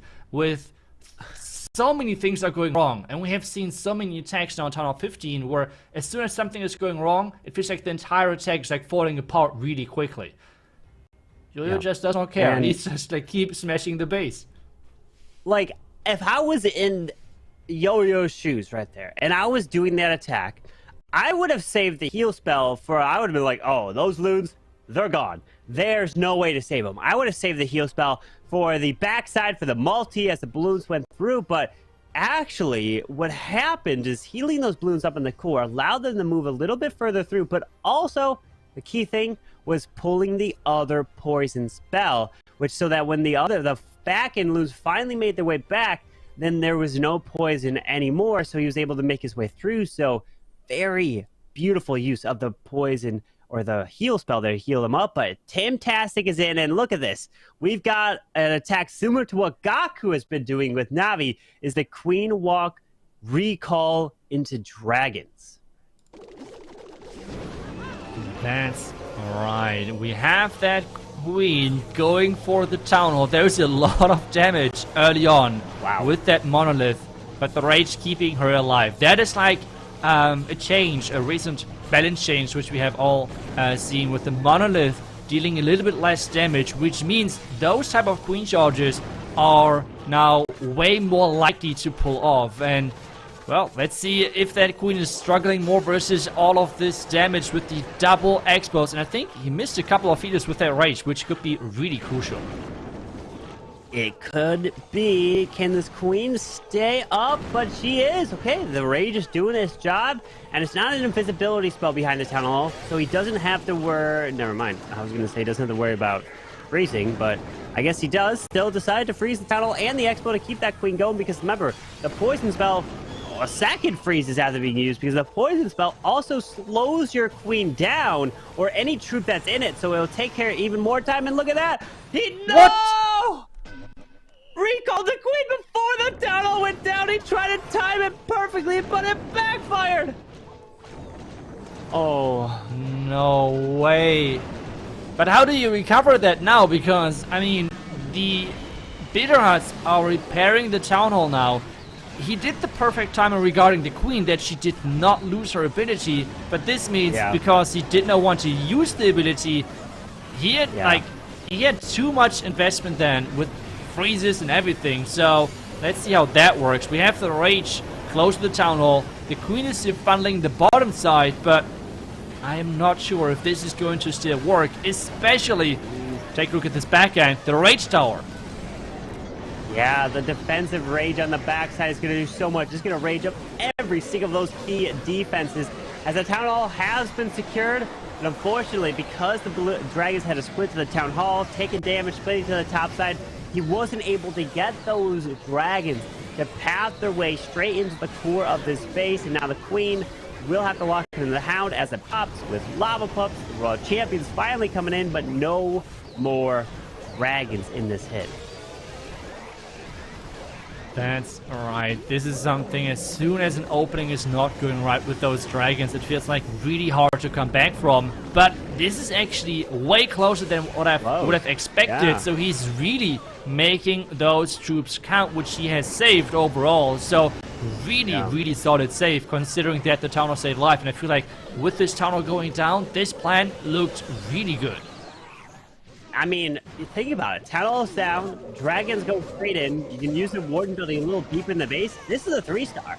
It's that small mistake. If he invested that rage or the queen ability, town hall would have went down, right? Yeah, you wouldn't have the queen ability later in the raid, which he ended up using there. But great try from Tim-tastic, and it's the small details. I'm sure he would love to hit that base and be like, Rakiras, can I test it again? You know what? Yeah, I know it's not for the tournament, but I just want to see if my plan would have worked. Because that's what I do. If I fail in like CWLs and stuff, I will tend to build the enemy base and try again to be like, tell myself, okay, Carbon, you had the right plan, but you made the small mistake, which is why you failed. But usually that small mistake I make every time, and that's why I usually always fail. Well, I mean, yeah, it always is kind of frustrating if like there's this one small little mistake in your execution, and you really want to know, does my plan work? Like, did the plan fail? Did I fail with the execution? This is always like a big question. But this means we have the next attack, this time from Kronos, the Queen Charge Lalo. So far, I feel like it was not the best strategy success rate wise, but the question now is, can Tribe Gaming and Kronos make this work? And right now we have as well the new siege selected, so let's see how he's going to use that. If he's trying to angle it onto the multi-inferno tower, or what exactly the goal is right now. Well, he could try to do that. The question is, though, will this queen make her way into the Teslas and the scatter shot? I think so. He funneled to the top side, so the queen should have nowhere to go but to the right, and then in by that Royal Champion. And he's taking his time. Usually with a Lalo, you have to think about time and cleanup, right? If you don't get it down in time, then you will time fail, of course. But this queen charge from Kronos can get really nice value, also including if he pulls up the CC and taking out a defensive poison tower. Yeah, I would be really scared of that timing of the defensive clan cast at the poison tower. He's also got a one wall breaker. He does that exact same trick. The wall breaker to check to see where it goes. It goes in, and then the super wall breaker can open the wall. Brilliant. Ooh, the multi-inferno tower was on those seeders for a second, but it's going down. There's now the freeze to really make sure the queen is staying alive, because there is just so much damage on her. The monolith has to go down quickly. The town hall has to go down by that king alone, and that monolith is staying up, so he has to invest another rage, which he does. King is taking down the town hall, which is looking good, but there's just so much damage on that queen. Ooh, it is a lot of damage. Can he keep her alive? Does have a freeze. Does he invest it on the queen, or does he invest it for the Lalo making his way through? I would say the queen, because there's a lot of stuff the queen can get as her ability goes off. Pulling a couple red air bombs, has the RC now moving under the Lalo with headhunters to take out the king, and then try to make their way over to the defensive queen on the other side. That's looking really good right now for him. No queen ability, which he needs to make sure that this defensive... Okay, never mind. The defensive queen is just getting one shot by those headhunters. Freezing it, already celebrating, and... I would be so afraid of like red mines or a time fail. I mean, come on, it's 20 seconds and still like 10% to go. I would be. I mean, what is going on? Oh, look at that. He gets it. I mean, I guess they have a little, like, they can tell the future. They can see, yeah, you know what? I'm just going to calculate in my head. You know what? Do a little bit of math, and boom, I know it's going to be a 3-star. I got the time. And Kronos gets the 3-star again for Tribe Gaming. What a performance that they're putting in this playoff stage of the competition. And man, that was so strong, and just letting that queen continue her charge through, getting the brilliant value. And I mean, unfortunate that Chasmac Gaming was not able to keep pace with what Tribe was doing, but you know, at this stage, you're gonna have to be bringing your A game. And I didn't jinx it. I mean, it is a perfect war. It is the first. Yeah. No, not yet. No, it is, right? So. Yeah. Okay, I was just confused for a second, but yeah, this means I did not jinx it. Okay, Tribe Gaming, as soon as Rikiris got that 3-star, going for the 15 stars this time around, not one bidding away, which means they are the first team to get this perfect match achievement. Yeah, is a great achievement as well. That perfect war is not easy to come by. It is so difficult, and especially at Town Hall 15 and metas like this, it is even more impressive. With General X setting that blimp now over the World Champion. Oh wait, RC, she jumps the wall. Does she jump back? Okay, she does. So he's well, it doesn't matter. It's some super archers, so you could take her out anyway. I thought it was gonna be like some Yetis, but never mind. He's got a million invis to try to secure this town hall, which he might not be able to at the end of the day. I'm not sure, especially with luring those ice golems into these super archers. This is never a good thing. You always try to lure them away, and I know right now someone who's really happy, and that is Stefan, the base builder of Tribe Gaming, because he does not respect this blimp as a strategy, okay? He always calls this blimp like not really defensive worthy, because it's like in his eyes not a strategy, because it's just like just lucky blimp things, which how he calls it. And so I think right now he's quite happy with that this blimp did not work just because of his personal feelings against this strategy. So yeah, but I feel like after this opening, this cannot really get anywhere. No, well, there's nothing else he can do other than react to use his hero abilities, as he knows that this attack is not going to push through. With not getting the value with that blimp, we know immediately that the value with the Electro Titans just won't be there. As he tries to continue his way through, just looks over to tap the king ability, tap the queen ability, and even the Warden Eternal Tome to try to protect to get more value. But even before this attack, and even before we're coming in, Tribe Gaming with all their 3 stars were just putting on a performance here in today's playoffs. Yes, and I mean, I cannot wait then for tomorrow, because we have this crazy match with Navi and Tribe Gaming. This is going to be so epic. The rematch of the final of 2022 World Championship, and I mean, just stats-wise, it's the 2 best teams. It's unfortunate that bracket-wise they're on the same bracket side, but yeah, it is crazy, crazy match. But it's going to happen tomorrow, okay? Like, don't get too excited just yet. But that's a reason already to tune in tomorrow again, because that match is going to be epic. It is, but congratulations to Tribe Gaming, victorious, a perfect war in this match.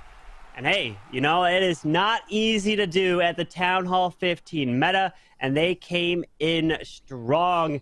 And we're taking a look at the final stats here with Chasmac Gaming putting up, unfortunately, 11 stars. We saw the first match, which was Navi taking on Clash Champs, and that was a lower scoring war with 12-12, which tends to be nowadays at Town Hall 15, but you can see no one failed on Tribe's side. So this time Rikira's actually does pull off the triple, while when we were watching him in the group stage, Rikira's was falling short with 99, 98s, more 97s, so close to be getting those 3 stars. And finally he does do it when the pressure is on the line here at the playoff stage to advance, to be taking on Navi, which is going to be tomorrow if you want to know when that is. And we still have 2 more matches here today. But as I brought up Rikira's, while he was not doing good in the group stage, comes in with the triple. So let's take a look at Rikira's replay here and break this one down, because it's something that was not meta all too much, which is the hog riders, right? Look at this, 33 hogs going to be used in this attack, coming in with a flame flinger to the far right side. You got to be careful. You got to use a wizard or some sort of troop to take out the skeletons that they do get spawned. But the key, look at this base here, right? He uses a skelly donut. He takes out the clan castle. Then he's at least attempting to go for the multi. Does he get it? Yes. Multi goes down. Clan castle goes down, and the monolith. So that creates a little bit of a funnel in the core of the base. Think about it like this. The flame flinger is creating the funnel on the other side of the base. And now why do you send hogs instead of, let's say, dragons or a Lalo? Well, because look at where the bomb towers are located. The bomb towers are located by the town hall where his queen is walking in. If the bomb towers, for example, were moved to where the scatter shot was or where the queen is on the other side, then maybe he goes with a different attack, because the hogs would not have been able to path their way through. But because the bomb towers are situated on the far left and your queen is securing them, that allows you to then come in with hogs. This is the reason why he's taken a hog to over a certain attack, at least in my opinion. Maybe he has something in his mind, but look at this king pulling some giant bombs, pulling some traps, and then the queen securing the town hall. Remember the Skelly Donut Valley that it took down? Well, the left side secured. The hogs can narrow their way through the core of this base as you pop that wooden building. But also what was key here is that raw champion getting a little bit lucky, splitting off to go to the core to that single, and also pull the poison spell. So keep your eye on that. The RC now pulls this poison. So the hogs, they didn't go there. They make their way through. That's kind of, you don't plan that. That's the luck of kind of hoping that does indeed happen as the hogs making their way through. But another key thing, look, zoom in right now as you're watching. The warden has the poison lizard.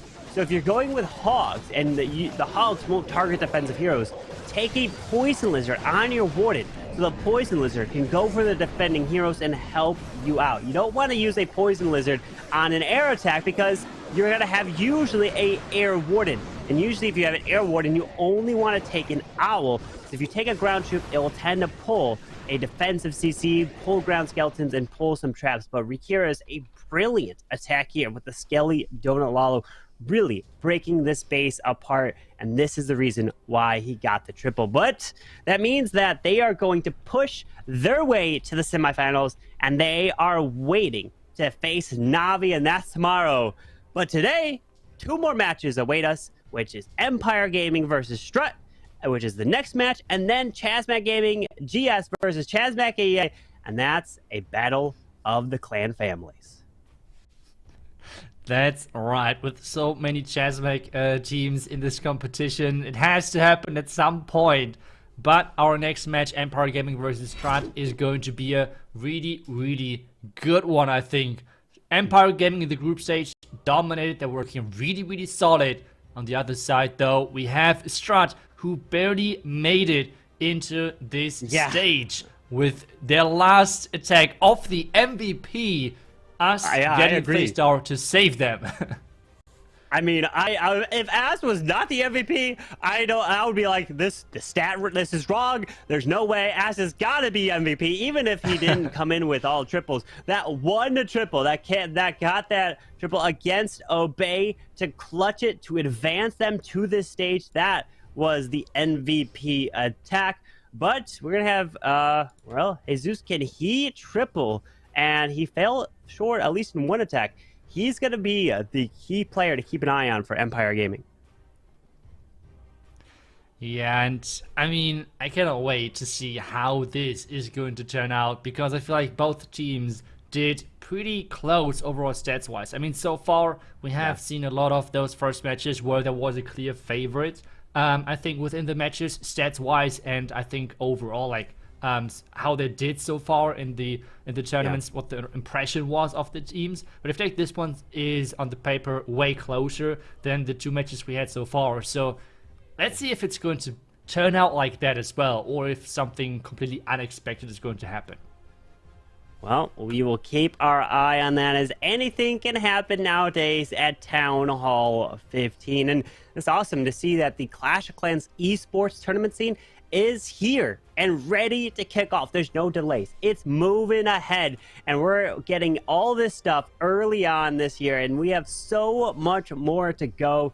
Cannot wait for all the different golden ticket tournaments, because remember, this is not a golden ticket, so there's no golden ticket online. It's just for the prize pool, the prize money of $30,000, which is pretty nice as well if you do end up winning first place, which takes home $10,000, I might add. But still, there's going to be tons of community tournaments, which that's where you win your golden ticket. If you get a golden ticket, that gives you entry into the Clash of Clans World Championship. And maybe you could try to take on the defending champs, which was Queen Walkers, which is Na'Vi, but they don't have a free pass. They will also themselves have to get a golden ticket just to get back. So it's not a walk in the park to gotta defend your title. You really have to earn it. Yeah, that's for sure. And I mean, so far in the last couple of years, Queen Walkers, or now Na'Vi, actually always, most of the time, were kind of late to qualify, but really consistent in doing so. But overall, we have our first attack happening. Empire Gaming is in. It's going to be, no big surprise, Lalo versus another diamond-shaped base. So I feel like a lot of teams can like give them the handshake of not going box bases, but diamond bases this time around. And it is again the double rage tower. Those rage towers are nasty, as he wants to make sure both those expos are raged up. Both the scatter, the Grand Warden. He can also rage up the defending king, but look at this. The Eagle Artillery goes down. He clears the defensive rage, trying to get the scatter shot. Yes!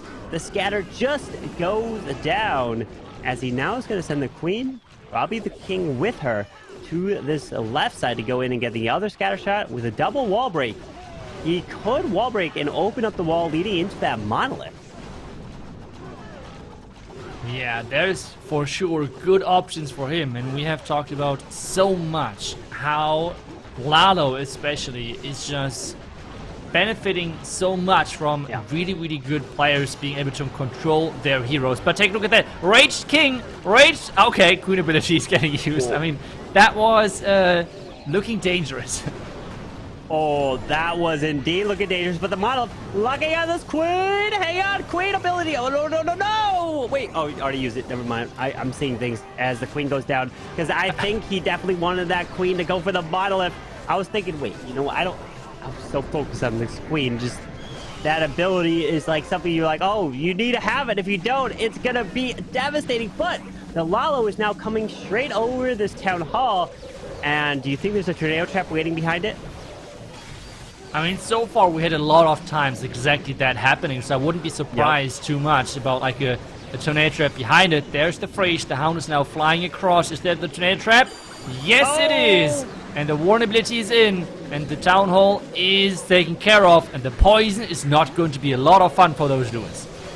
It's not going to be fun at all, as we have the multi even left up on the bottom side of this base. So that's going to be doing a lot of work, as the balloons are trying to path into that top side multi, as the Phoenix comes back alive onto the king, as he made his way all the way around. But unfortunately, the Lalo has disappeared.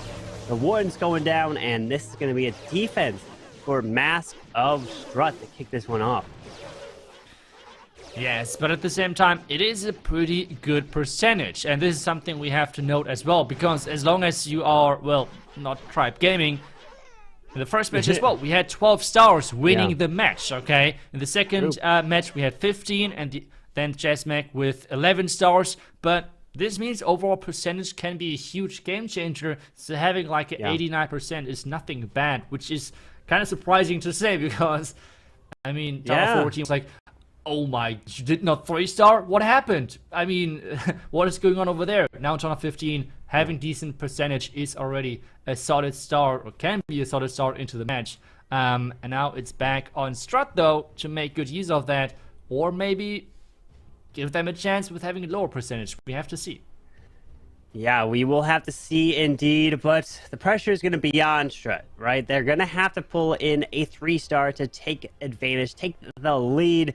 And yes, it's not a Tribe Gaming matchup right now in terms of a potential for the perfect for their side, but Strut can still come in, right? That's where you need to be coming in with triples. And we aren't waiting around. We've got Hugo Stiglitz. He started off with that blimp, which looks like, if we think about what's missing, right, we're going to work our way backwards. Looking like there was an Eagle Artillery in this section, so that was probably taken out. And I'm looking, okay, no, both scatters are still up. They're in the core next to the town hall. Both bell towers, all the Inferno, so he mainly got the Eagle, and he lured out the CC here. Yeah, and one thing which is kind of interesting, I feel, is that we have seen this now multiple times today, that we're seeing popular legend bases getting adapted a little bit. This base as well, like the layout and everything, is one of the most popular bases out there, but they have tweaked a couple of things, like putting the expos further inside. Multi-Inferno towers are typically where the ground expos are on the right side and everything, so they have adapted the base a little bit. The question now, though, is if those changes were good, were bad, are helping. But right now it looks like it's not really helping that much, because this Queen charge is looking pretty damn impressive, charging right dead into the center. He's going all the way into the core here, pulling the, or I was going to say, he pulled the first poison. As this Queen, if she pulls a second poison, that's going to be great. As he's got the Warden with the Poison Lizard. Look, again, we got Hog Riders coming in with this Queen charge. And again, another use of a Poison Lizard on a Grand Warden, so it can really help take out the defensive heroes. As the Queen, she's gone. There's way too much damage in the core, spinning her around. The healer's going down, but can this healed up Hog Rider push, freezing this backside, continue making its way through? That's correct. With the troops charging in, another freeze on the back end. We have the Royal Champion with her ability still left. He maybe needs to add a Loon or something on the outside. That would be quite nice. We have the Luna. Oh, he's sending the Loon directly onto the Arch Tower to make sure that's going down. Everything is relying on this Royal Champion to finish off the last buildings. But time is ticking. But look at that, the wall break paired with the balloon took it down, and that was brilliant. He perfectly used that wall breaker. You're like, okay, I got an extra wall breaker. Let me drop it with the balloon, and it got the damage on it. And oh, there's one more building. Wait, where is it? Is it in the corner? Oh my, he forgot one.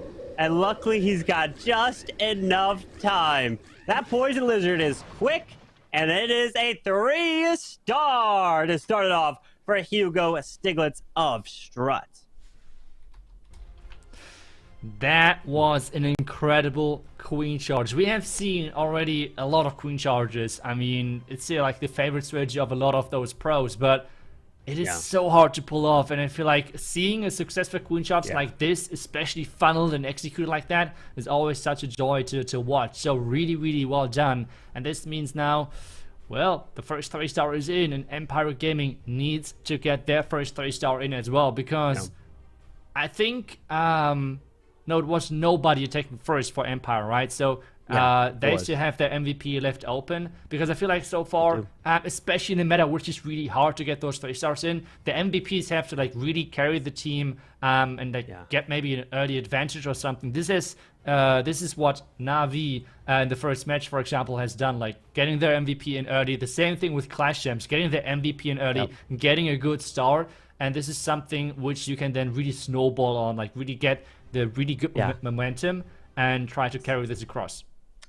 So you say that. I'm gonna bring up the point in just a bit. So it was about the MVP, about Jesus. So, but before I say that, let's take a look at this attack here. We got from Anthony. So we've got the Queen charged Super Bowlers. Anthony's brought E-Dragons before. He's brought Super Witches. He's bringing Super Bowlers. He's really a man with many talents. So many different attack strategies. You just have no clue what Anthony for Empire Game is going to bring. Yeah, I mean, one thing I would like to know from you. I mean, you're trying a lot of strategies as well, right? And yep, but not successfully all the time. That's a little. I mean, this was not my question, okay? Yeah, okay, yeah, let's continue while the Warden Walk is going on. So, what pet do you like to run onto your Warden? Like, what is your favorite pet to use on the Warden? Great question.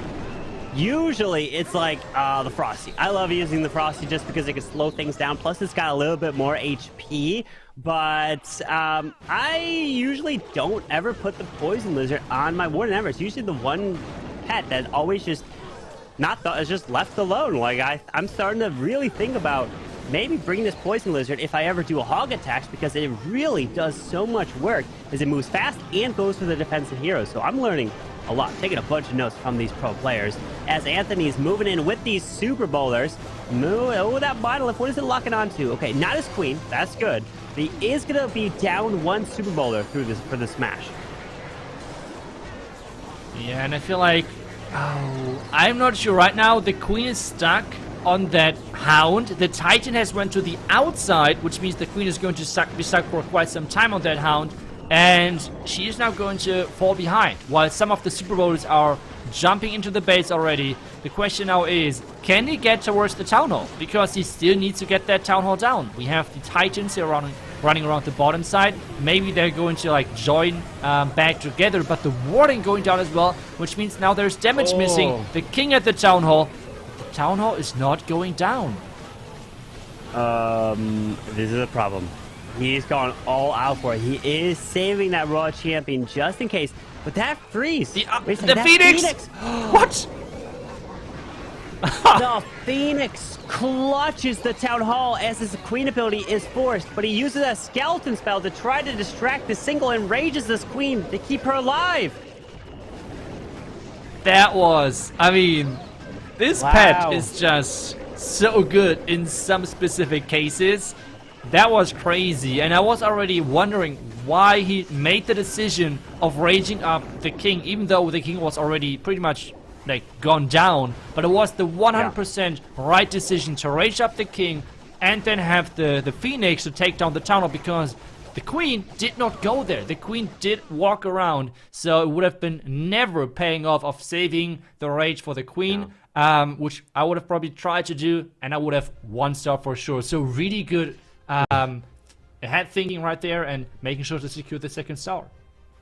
Yeah, and like, he did still have that Raw Champion to use as kind of like insurance to just be safe to try to get the Town Hall, because a 1-star at this stage of the competition almost spells defeat. But again, at 10-50 meta, your opponent can 1-star to answer, but you don't plan on it. You don't hope for that. I mean, well, I guess you do hope for it, but usually it doesn't come to fruition all the time, because these pro players usually are really good at coming up with a backup plan when all their plans fail to take out the Town Hall to secure the 2-star. But the MVP for Strut, the man who got them to this situation with his final attack, even though it is a team effort, but his final attack is the one that shined. He tripled. They are here, and can he triple this one with some super archers here in this attack? And it's really interesting to see some of the bases. It's really legend style focused, and so far has not really done the job. I mean, this super archer blimp, it's like, where's that base? It is insane value. That is incredible. He knew that, okay, this Town Hall was just enough for that the super archers can reach it over the wall without even having to break it or step closer. So that was very smart, as now this Electro Titan, even though it's frozen, it still does its ability. You know, would you like that change to take effect if the Electro Titan was frozen? Also the Aurora around it would freeze?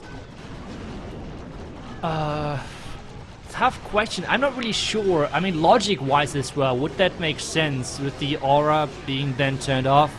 I'm really not sure. It has some good and bad things, I guess, but either way, right now, I think there can be only good things mentioned about this one, because take a look at the value of those heroes. Queen is going to take down the Eagle. Queen is going to take down the Mocha Inferno Tower. Queen is going to take down the Expo with that Royal Champ together, and why does he bring Rocket Loons? He could just bring Barge. I mean, at this point, it's just whatever. Yeah, he really can at this moment with a warded ability. Wait, yeah, that's true. He's got Rocket Loons. I'm not even taking a look at the army. Like, he's just got a bunch of Rocket Loons.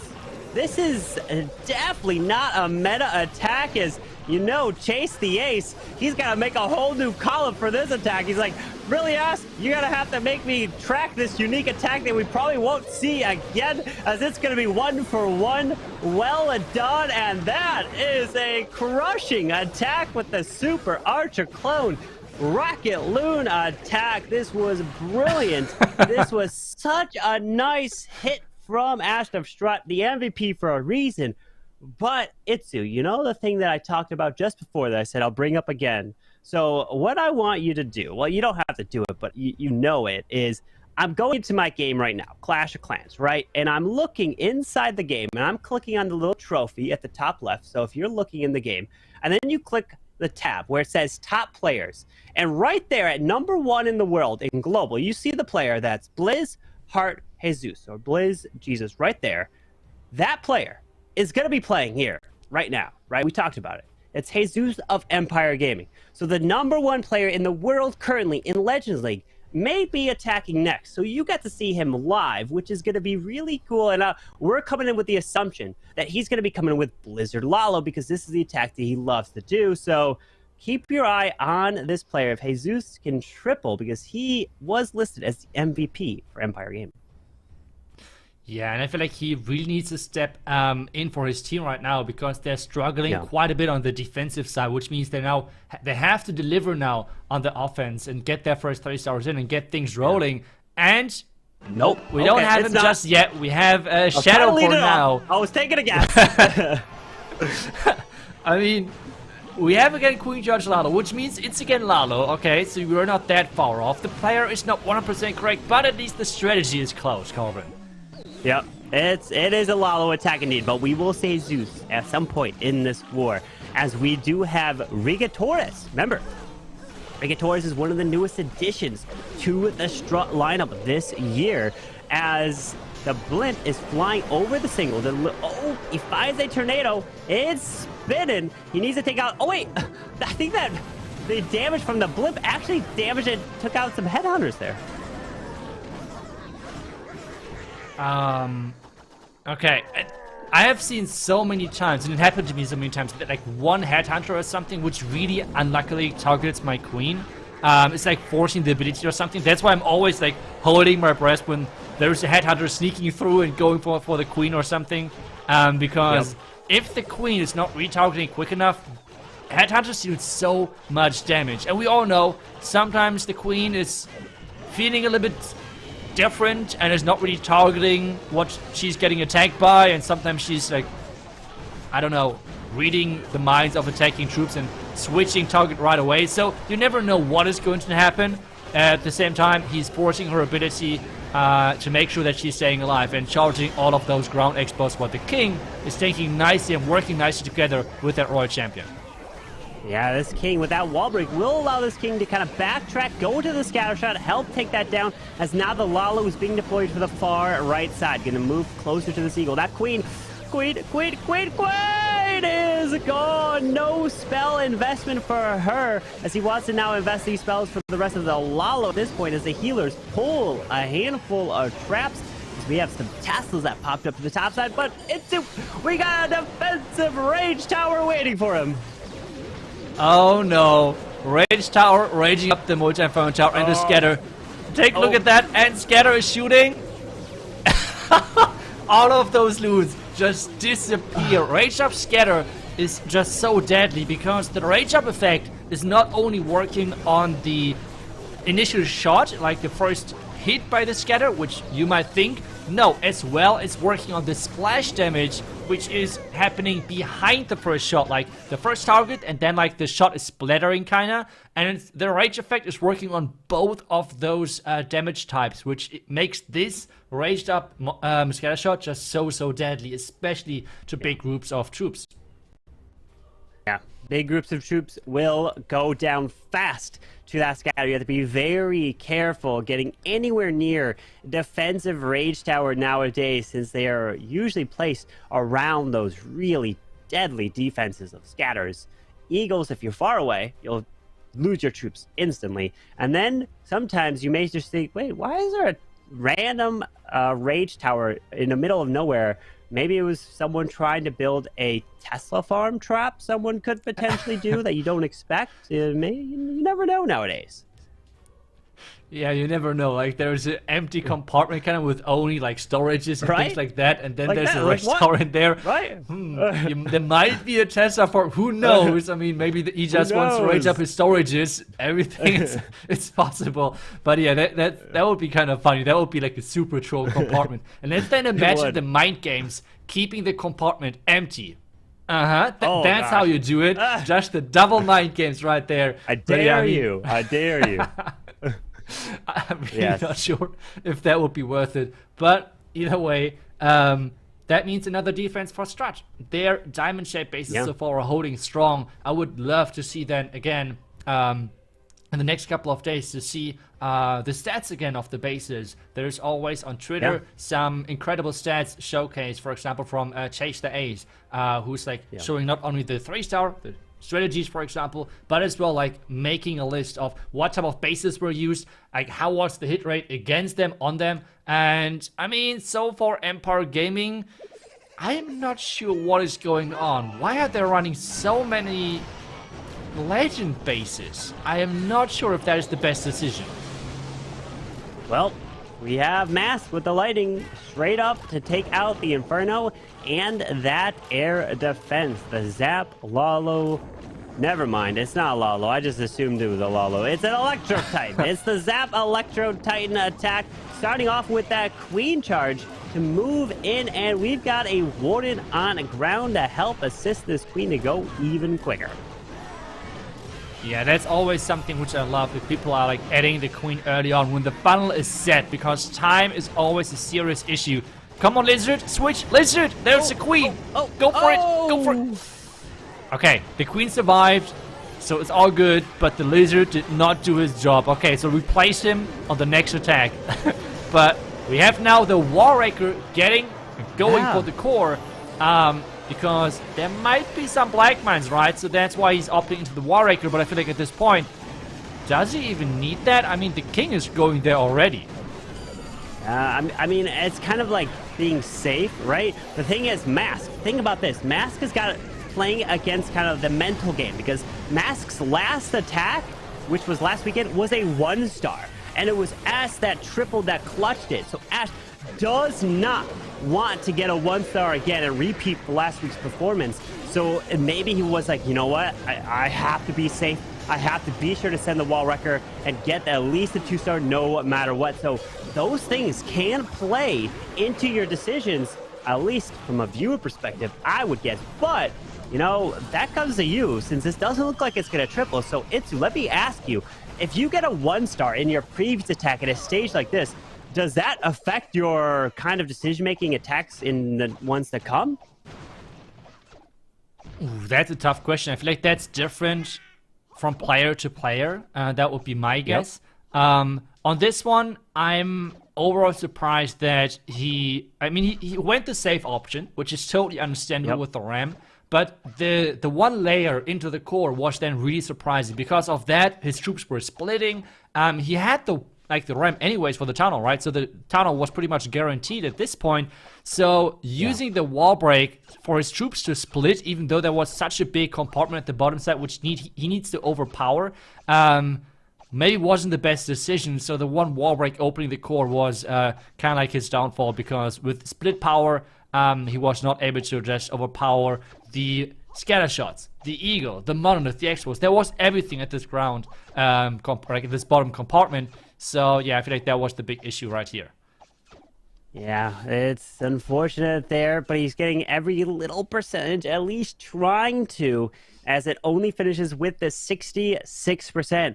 And this is a very low percentage for any attacker coming in here at the competitive stage. So a 66% means that if the opponent starts to get more triples, ties up the war, percentage is going to be a factor, because we know that stars is the first one. If you win by a star, you win the war. If it's tied, then it comes down to percentage. And then if it's tied on stars and percentage, then it's whoever is attacking faster on average as a team. So, like, yeah, at the end of the day, we are going to probably see that nowadays at Title 15, but pro players do have to realize that. Yeah, I mean, that's for sure.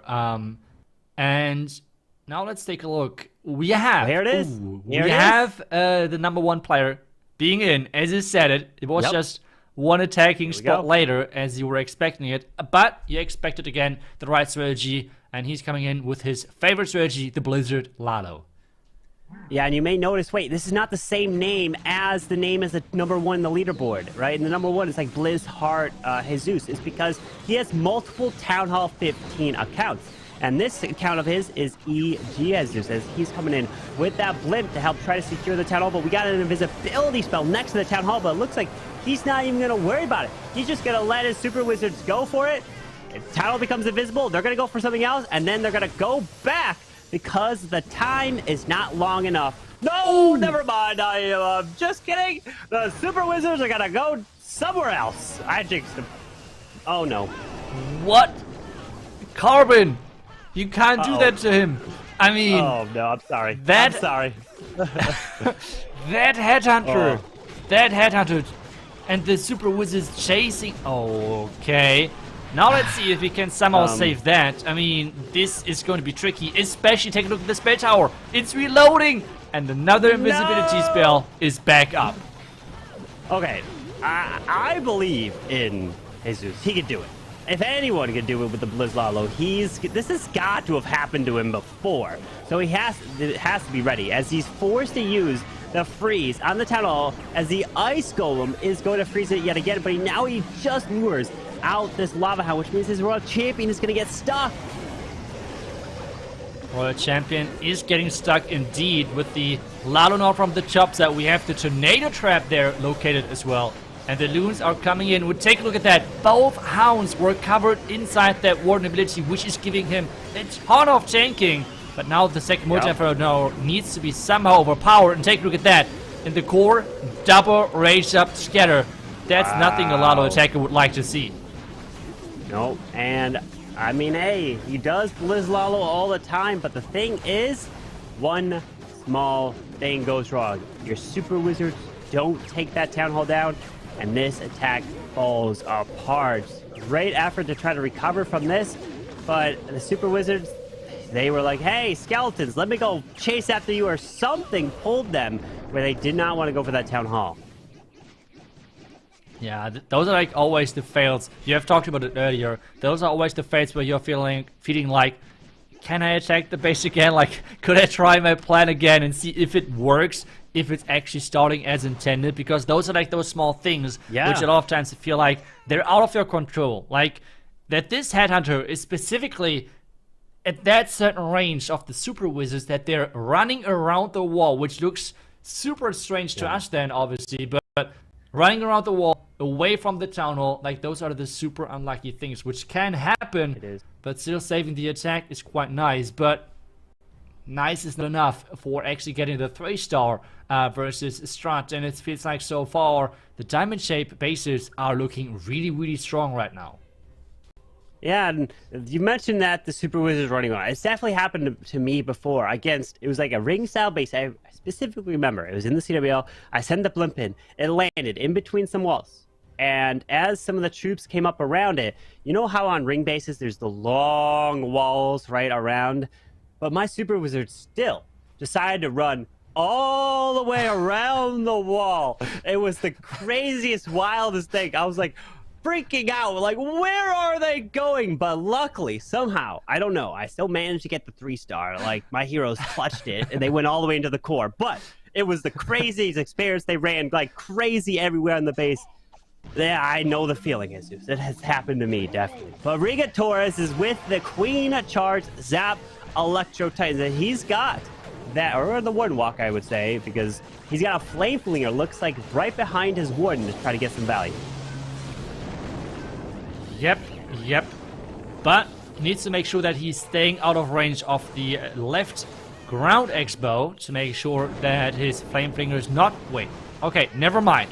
I thought the Flame Flinger would go for the Town Hall, but that was not apparently what he was planning. So instead, he's having the Warden slowly making its way towards the Town Hall approach, and then going therein with his Titans. And he has 5 Titans overall. King to then funnel most likely the left side. Well, the Queen with her new skin going into this Tesla farm. Yep, making his way in. He created a little bit of funneling on the left side to force these Electrons straight into the core. But wait for it. Poison spell number 1. Then we're gonna have poison spell number 2, making his way to the town, plus the defending CC. If it's a triple Ice Golem CC, hang on, no it's not. It's 2 Ice Golems. Okay, that's still not good because it's gonna slow him down a lot. But luckily this town hall is not activated just yet. But remember, it's gonna activate 2 more percent, 51%. It's gonna get activated, or if it takes damage, what is the Warden? And then he's gonna start. Oh, rip Warden ability really early. Like, what is the Warden doing? He was like hopping around the Titans. Like, I think at this point he was like on every single side of the Titans. Somehow trying to like cover all flanks or something. I'm not really sure. But this now is not looking good for him. Everything is inside the Town of Poison. The healers are gone with those red mines. The Titans are gone. The Flame Flinger is still getting great value. But this is yet again a really low percentage right now. And, well, I mean, Strat has right now the stars, but never mind. I forgot about the Royal Champion, that she could get some more percentage. But still, maybe Empire can somehow crawl back into this one? Well, I mean, a 2-star puts them at 10, right? So that'll put Strat at 10, and Empire already are at 8, so they're 2 down.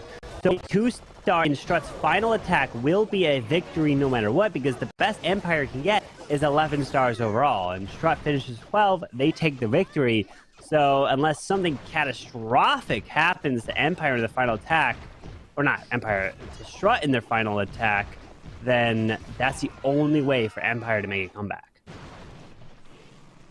Yeah, I mean, with Empire not really getting those 3 stars in at all, and I feel like some of the Empire Gaming bases not really, like, I would say having some great opportunities for Strat to 3-star in the first place. Like, I remember the Super Archer Blimp, the attack from us. I mean, that was just incredible. The value he got. Yeah. So overall, I feel like the Legend bases has, I mean, they have somewhat worked, but really with some cost and some 3 stars. So having to 3-star then on their own, which has not happened so far for Empire Gaming, really is putting them at a disadvantage. And now they need to 3-star to then somehow hope of a great defense, because it's single elimination. Whoever is going to lose this is out of the competition. That is true. You lose, you are done. You don't have a chance at advancing, because we have one more match after this, which is going to be a little clan family action there. So you don't want to miss that. But then we have 4 more matches to crown a champion tomorrow in the playoff stage. But Smokey Bear is here to come in with a 3-star. At least he's hoping, because they need that to have any hope to win this war. Because if he only 2 stars and they 2-star out, that means Strut with a 1-star, and they will be walking with a victory. Yeah, so at least giving Strut a little bit of pressure overall, and he's coming in with the recall charge. But this time, wait a second, but this time not with the Dragon and Inferno Dragons, but instead going in with the Queen Charge Lalo. losing a healer early on is not the best thing if you want to charge into a tunnel compartment just like that. Freezing now that invisibility tower to make sure the tunnel is going down. And now at any point he can recall his queen and starts on the other side. And this is going to be really interesting because he's going to charge into that rage tower, it feels like, with 2 exports getting covered. That is going to be a lot of damage. Well, he does have a log launcher, which is now just deployed. So the log launcher, paired with the Warden and King, can get a lot of work. But wait a second, we're going to see a King ability, and usually you want to pop your Warden ability when you get all your Barbarians spawned. Beautiful. Not only does it protect the King and the Barbarians, it also protects the Headhunters as they go to the defending heroes. So a very smart and very perfect timed Warden ability to get all that value. And I think there's nothing more satisfying to watch as your log launcher is like just keep shooting those logs, and those logs are just like taking down all of those defensive headhunters and everything, and really making sure that well, those offensive troops are not even getting towards your own troops. But take a look at the charge right now. This is looking insane. The queen charging in from the top side, catching a couple of black mines, but she's going to clear this entire right side with the Lado now coming in from the left side. And this plan was just, I mean, really, really cool and enjoyable to watch, and hopefully even to 3-star. It's looking good with another freeze, queen ability, and RC ability intact. With 40 seconds left, RC ability skips, hits the air defense, the sweeper. Gonna have to free, or letting the, okay, never mind, let that, oh, forces queen ability. Is he gonna freeze the invis? Remember, the invis is gonna go off. And he's going to cause him to ignore the Monolith. They're going to go all 4 at the clan castle, which is kind of actually good in a sense where the minions will distract all... But wait, they'll also become invisible. So, Queen, hurry up, Queen. There's the freeze. She's running. Oh, no, she's running the wrong side. She is, but it is open. And he gets it. Okay. And he gets it. The 3-star for Smokey Bear, which is exactly what they need to have hope. And they have hope. A 1-star from Strut means that Empire Gaming could actually win because of the very low percentage that Strut had in their attacks. And usually a 1-star tends to mean you got a low percent. Well, or it could be a low percent, or you actually, it could be a high percent. You just don't get the Town Hall. It could really be either way, I guess, if you think about it. But so all you gotta get 2 and you win, which I'm assuming Strut could do. Yeah, I mean, that should be possible for sure, depending on how risky the approach is going to be. But again, with the last attack, which we have just watched, I think this has to be kind of the attack of the match to some degree as well. Like, the plan, I think, was just genius. With the lock launcher dive, with the warden ability and everything, that was just the beauty of an attack. And now we have another queen charge happening with Boom coming in with the queen charge Lalo and with the flame finger. And look what he got on his queen. Oh wait, no, I thought that was, it was a headhunter that was taking out the defensive king there. As this queen is gonna make her way the Grand Warden altar. Will she go left or to the Archer Tower? I would never know, but Boom probably does. So she reaches the Archer Tower, and then she also continues left. Okay, as the flame flinger is clearing the funnel to force this queen, it looks like, into the town hall area. Yeah, I mean, I'm never... okay, wow. That was the perfect queen pathing for him right there. Can freeze the invisibility tower in just a second. Exactly, there's the timing, that's nice. Taking down the top air defense with his king to make sure that, well, there is no problems with that. Wall breaking on both sides to make sure the king has access towards the core compartment. The same thing for the queen. Wall break was a second late, but this means still the king is going to come back to go for that expo and actually make sure that it's going to tank for the queen. Healers, come back! There it is. No! Tornado trap to rotate the healers a little bit away. There's the wall break sneaking in just to barely get that wall to now allow this queen to step up, get both the multis. But watch out, the defensive rage. Ow, out that defensive rage tower is nasty. Queen ability is going to be forced as the Lalo is coming to the top side.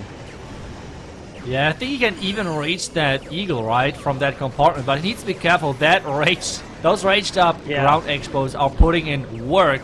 At the same time, the Flame Flinger just now opened, releasing a ton of rocket loons into the base. And what is this loon parade? Boom, showing exactly how you play those Queen Charge Lalo attacks on Town Hall 15. What a great attack this was. This match finishing things off with two really good attacks from both teams. But Strat is just having, well, way more stars at the end of this match. Yeah, putting up 13 stars. And that's a great performance and really strong right here that we see from the captain of Strut. And that is the performance that you need. That's the performance that he came in with. And it's a victory for them as they will be moving on in this playoff stage, which not only does that get them closer to winning it all, but it also gives them more money for the prize money, right? As you make your way up the ladder of the prize pool there. But congratulations to Strut, victorious. I mean, hey, they barely just inched their way in with a final attack, and once you're in, then it's anyone's game, and they took advantage of this match here. Yeah, and especially, I mean, the attacks of Strut looked really clean, especially the Queen Charges. I mean, we had overall 2 Queen Charge 3-stars from them, the Queen Charge from Hugo, and then with the Queen Charge from Boom, the last one. Both looked amazing, how they were able to control their heroes, their Queen, getting her into the core or close to the Town Hall and taking them out. But I feel like this attack from Ash, that was just so crazy with like the overpowering blimp in the beginning, and I feel like then like being able to swag everything. And that's why I would love to take a closer look, a second look actually, at this attack of us, because we have seen plenty of Queen Charge Lalo attacks over the day so far, but this has been one of the first Super Archer blimps, and what he does, he's bringing a ton of rocket loons. Why is he doing that? Because he can really make sure that he is, well, covering all of the possibilities of Black Mine baits, of really guaranteeing that this blimp is going to reach this compartment. Because as soon as the compartment is reached, this base has a big problem. And that big problem means that the Super Archers can reach the Town Hall from this compartment. This should never be possible. You should always have to take a look at that. There is between the wall and the Town Hall 5 tiles to make sure Super Archers cannot target that Town Hall. On this base, it were only 4 tiles, and us really seeing the value in this and seeing where the weakness of this lies. And what he does next is just really abusing the fact that, well, there is most of the damage taken care of. Which means his heroes now have not that big of a threat against them anymore, especially with the poison towers, or like the spare towers in general. In this case, were the double rage towers. They are taken out, which means they are not existent anymore. They can't defend anything, they can't really buff any other defenses, and this means the regular Expos are not dealing enough damage to somehow defend those heroes from the top side. This means they have, like, he has gotten already all of the defenses at the bottom side. Royal Champ defending Queen already. The Town Hall obviously going down. But then from the top side with his heroes clearing out even more defenses. And remember, at this point, he's even having 24 more rocket duels. Now you might wonder, why exactly is he bringing so many rocket duels? The reason is, with this strategy, you don't have any more spells. And a troop which is already having kind of like a spell as the super troop power kind of is working kind of great, right? The haste spell inside the rocket loons already is giving you a nice bonus of really pushing through, and with that being said, those rocket loons are just overpowering this backhand. And yes, there is a lot of damage on this bottom side, but the Monolith is not the greatest defense to really take down rocket loons, or especially like a huge swarm of troops. And with that being said, this attack was just beautiful to watch. Really good use of the Super Archer blimp to make this base just disappear since the beginning. Hero follow-up was great, and this was one of the 3 stars Strut was able to achieve over this match versus Empire Gaming. And this means they're 1 round further in this single elimination bracket. Indeed. Well done there to Strut, as they will be advancing. And we can probably bring up, if there is a bracket, maybe we can bring it up. But we're seeing at the bottom of the screen that in 3 minutes, we've got Chazmac EA versus Chasmac Gaming and GS. Yes, it's the family clans going at it head to head. Only one can advance to the next stage. As here's the bracket, right? Tomorrow, we're going to see the semifinals, which means that the first match tomorrow is going to be Navi versus Tribe Gaming. And if you are just joining the competitive scene as a viewer and coming back from last year, you may be like, well, who's Navi? Well, do you remember Queen Walkers? Well, that is them. Queen Walker signed under the new name Navi with the Esports organization. So it's going to be a rematch of last year's World Championship, as we are currently in the very last match today, the fourth one, Chasmac Gaming GS versus Chasmac EA, and then there'll be 4 matches to play tomorrow, which is the semifinals, the third place match, and then of course the grand finals for $10,000. Itsu. That's right, and if we take a look at the stats of those teams a little bit, then we can see already quite a difference, which might be surprising, because Chasmac Gaming GS actually is the first seed, okay? Coming in from the first seed position, but their stats overall are a little bit worse compared, at least their offense. So on offense, they're getting a little bit below 12 stars on average. Their defense is looking really strong, only 11 stars on defense during the group stage. At the same time, though, now we can see them on the screen as well. At the same time, we have then on the other side with Chasmac EA, their offense is better, but their defense is pretty much the same. So they're getting on average the same stars on offense like defense, which is a problem. So it kind of depends, similar to Tribe Gaming, how well they have prepared. Tribe Gaming, for example, was one of the teams with really bad defense. They were able to step it up. Same thing can happen over here, especially, you have mentioned it, kind of like the clan family feeling where you know each other. You really can bait each other into oblivion, which, well, might be a little bit tricky. So knowing the other team a little bit too well could be a problem as well with, like, okay, I know they're going to do that, but at which point is it going to be too much mind game? I know that you know, that I know that you know, that I know that you will bait this. Oh, wait, what? Do you really actually know? You're confusing me, but what's not confusing is the group stage results. 3-0 for Chasmac GS, but 1-2 coming in. That means the group stage was really back and forth, so many losses that Chasmac EA snuck in. They advanced on a losing record from there, moving in as 1-2. That is like, that's kind of blowing my mind there, as everyone was kind of like beating each other up. But 3-0 is super strong, meaning you dominated your group, winning every single match. But we're going to put it to the test. It's the Chasmac clans battle each other. Who is going to reign supreme, as Chasmac GS Ren is in to kick it off, and we have the Electro Titans Zap attack with a mix of a Flame Flinger. Usually the Flame Flinger is looking to go for that Town Hall. Uh-oh. Oh, no. Oh, no. Well, that might be a problem. I was about to say that I feel like even with the lightning going through, there is just too much damage in this base. I mean, let's say there's a triple ice golem clan castle, which I would pretty much guarantee that there is. But you're having 2 rage tower setups, which means those defenses are getting raged up. How are your troops supposed to survive if they're getting frozen by a triple ice golem clan castle for ages?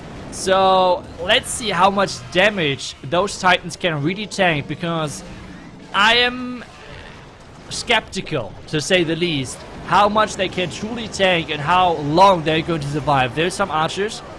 Where are the ice golems? More archers, and there's the ice golems coming out, as we have said, and those titans are not going to have a lot of fun. You get frozen for so much time. What I don't remember what off the top of my head. Maybe all the viewers at home know, or even you do it. So how long does the ice golem actually freeze again? Because if you times that by 3, you're just sitting there trying to push your way through. It's just, oh my goodness, the ice golem is just such an annoying CC to try to smash your way through as a ground attacker. Yeah, it's really painful. I mean, I don't know the exact number. The only thing I know is that it's on defense not as long as on offense, because that is true. I remember when the Ice Golems were introduced that everyone was like running the Ice Golem clan cast, and like half of your attack was just your troops being frozen, which was not the most fun gameplay overall. But those troops are getting way further than what I was expecting, especially with like the damage output the base can do, because take a look at that. The Flame Flinger is still going, and there's not much space left. See, if he had the Phoenix, which he doesn't have the Phoenix at all, that King would have come back alive and taken out the scatter shot, and then the Phoenix would have risen from the ashes, pulled any traps, and then there's no air targeting stuff other than the multi. So that Phoenix could have continued to get more value, so it's really hard to pick some other troop on the King other than the Phoenix, just because if he does die, it comes back alive. But if your hero doesn't die, then the Phoenix is never used. Yeah, that's always the risky part about this troop, particularly the damage, which is getting dished out versus that Titan. But this means 95%, considering that, well, it feels like the Lightnings were somewhat swagged because he did not take down the Monolith, and the only spell which he actually used there was the Earthquake to activate that Town Hall. He got quite far considering all of that. So not too bad. And we know 95% can be still a great start into a match, especially if, well, it might be not the highest score overall. Yeah, we've seen a lot of the other matches with the 2-stars, especially from the defending world champs Navi. If any 2-star came in, it was like below 90s. It was in the 80s. So if you're failing to get a triple and they're in 90s, that is a great place to be if you're failing, right? You don't want to fail. You want to be getting the 3 stars. But now we got the double clone, 2 lightning, and some dragons in the mix. As we got a dragon rider. Oh, what a great base identification where you can try to sneak this dragon rider to go pick off that exposed eagle artillery. And now snipe the archer tower while it's tanked from the dragon. Yeah, perfect. Really good.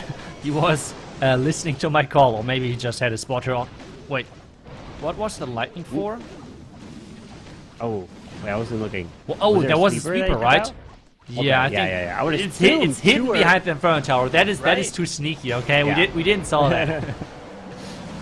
I mean, I would assume 2 lightning is usually always used for sweeper and whatnot, but well, you never know with these pros here. As the dragons are going to make their way straight in, the blimp is going to be used for the town hall if it makes it. Let's see. Will there be a tornado trap waiting for this blimp? Hang on, tornado! I guess it doesn't matter because he lands early with a double clone super minion.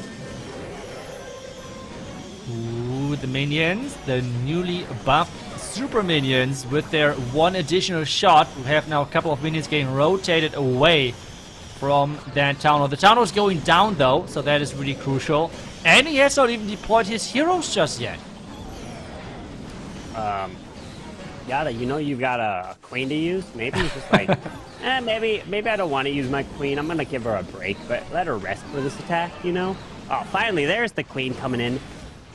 But there's still quite a bit to get through, as he's going to have to make his way with a minute and about 15 or so seconds to move his way from the right around with no wall breaks, meaning that it's going to be a bit of a pain to try to get through, but the king will go to this ground expo next, as the RC is finally now deployed to the top side. Yeah, Royal Champion to really make sure that this back-end scatter is tanked, with the Rage Tower not reaching that scatter. That is crucial for him right now. The queen is out of range of the raged up multi-inferno tower beams. Is she going to step in range? No, she's staying out of range of that. Royal ability now. Only the Tesla form has a chance of defending. King is going for the wall. Can the king make this work? Wow. Really nice. And what I actually love what he did, which a lot of you may not have caught, the small little detail in that last moment there is he pops the king ability just before the queen steps in range of the multi, which means that the barbarians will tank and distract. Look at that. I love it. Love the celebration there coming in with the 3-star. But what I was trying to say is the queen then does not get hit by any of the inferno beams of that multi-target inferno and allows the queen to continue her way through and not trigger her ability early. So he realized that this king was about to, he still had ability. The queen was about to step in range, pops the king ability so all the barbarians that spawn distract the beams. Very well and perfectly executed there. Yeah, really nicely done. Making sure that they're starting off strong with the first 3-star in this, yeah, you called it, family match right here.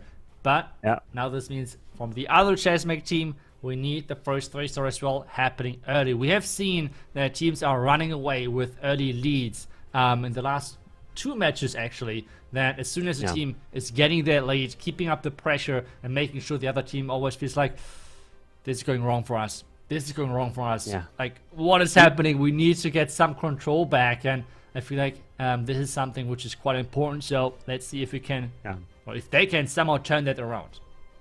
Well, we'll have to see, keeping our eye on it, as this is the final match here for today, and you make sure you keep your eye on the match for tomorrow, as we have 4 more matches to come to crown the Worlds Warmup Champions. But Chessmake GS have something to say first with the Skelly Donut Lalo. Gonna see some bats, a skeleton spell, try to take out at least one. Oh, maybe try to take out both Infernos and the Clan Castle at the same time. Okay. Oh, he's going for it. He's going for it, but he's making the first multi-target invisible, and it stays invisible. Ooh. Oh. What? Are there enough skeletons? It's so hard to see. No.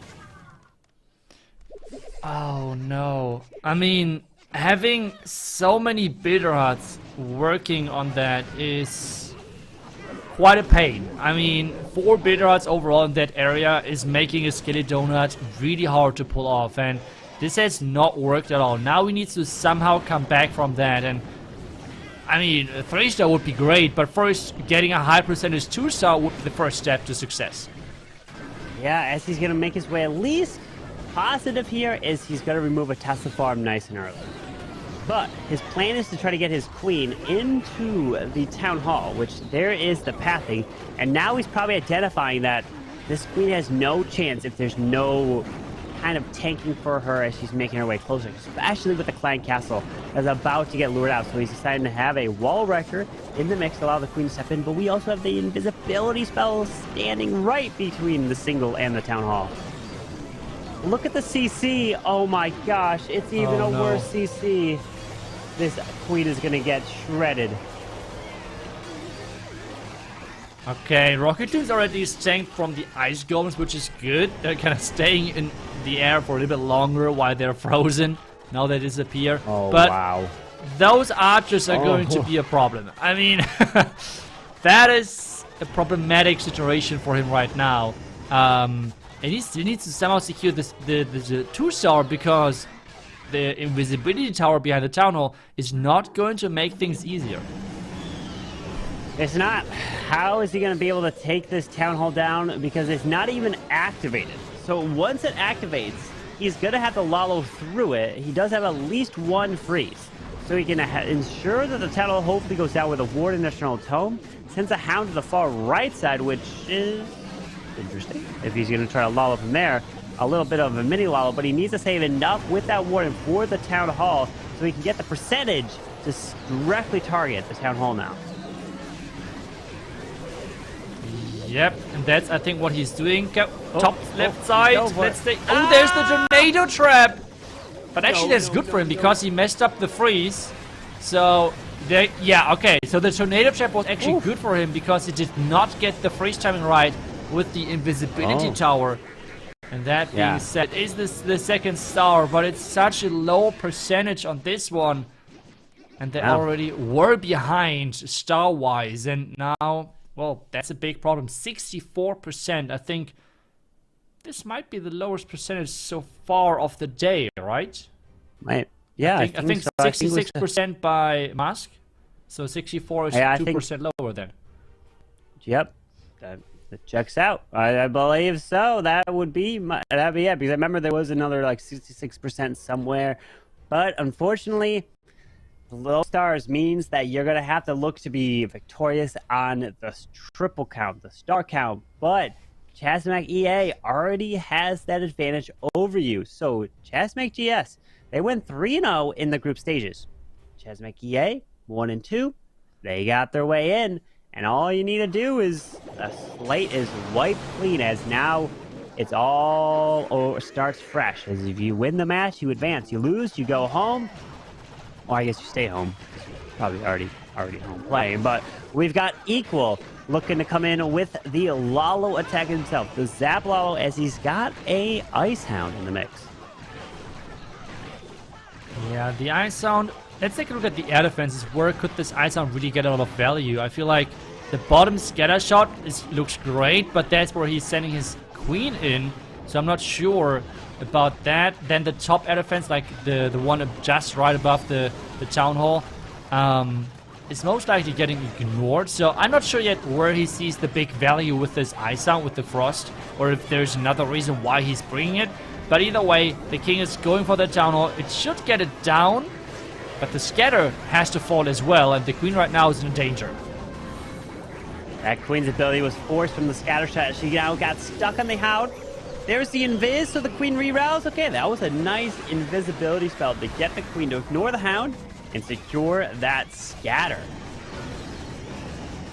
That's right, the scatter is out. Now he's sending his Lalo from this right side. First Hound is a regular Hound, so starting things off, and I feel like maybe then the next Hound is the next Hound is actually from this top side, but there's nothing really close by to freeze, so I wonder what the decision was of bringing that Ice Hound right there. But either way, we have the Loons closing in on the top multi-inferno tower. But Carbon, there's 2 multi-inferno towers on the back end.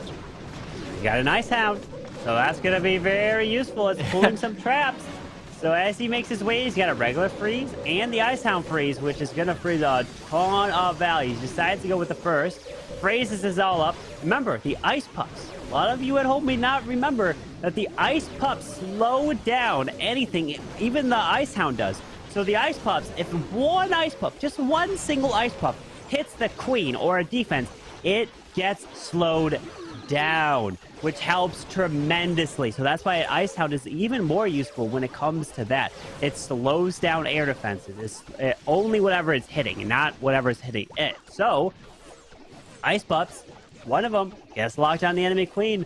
She gets it's almost like a poison spell on her, slowing her down and damaging her at the same time. But the thing is, no balloons to take out this final Tesla there, and it will just pick off these archers and minions as they approach. But the owl! No. It's low? The owl. It is. The owl's clutching. Ooh, possible. Wait. Hang on! No, you can see no way. Action! It is literally just, you just sneeze on it and it's gonna fall down. No way. That, like, I feel like one archer shot would have been enough. That was just incredible close. I mean, you said it as well during the attack. There's that Ice Hound coming in clutch at the end, really making sure to freeze the multi-inferno tower, slow down the defending Queen, in like firing back onto all of those attacking troops, and then the owl nearly clutched it with taking the 1 versus 1 versus the test start. That was just so close, but it's a 99, which, yes, it is painful, especially being so close, but it's still a really good attack percentage-wise then, and they are having already the lead on stars, so making sure percentage is looking even better. And that's now a troop which I have not seen in ages. I have tried it for a YouTube video, but I am not convinced by Super Dragons. Super Dragons, well, let's see if they were super strong.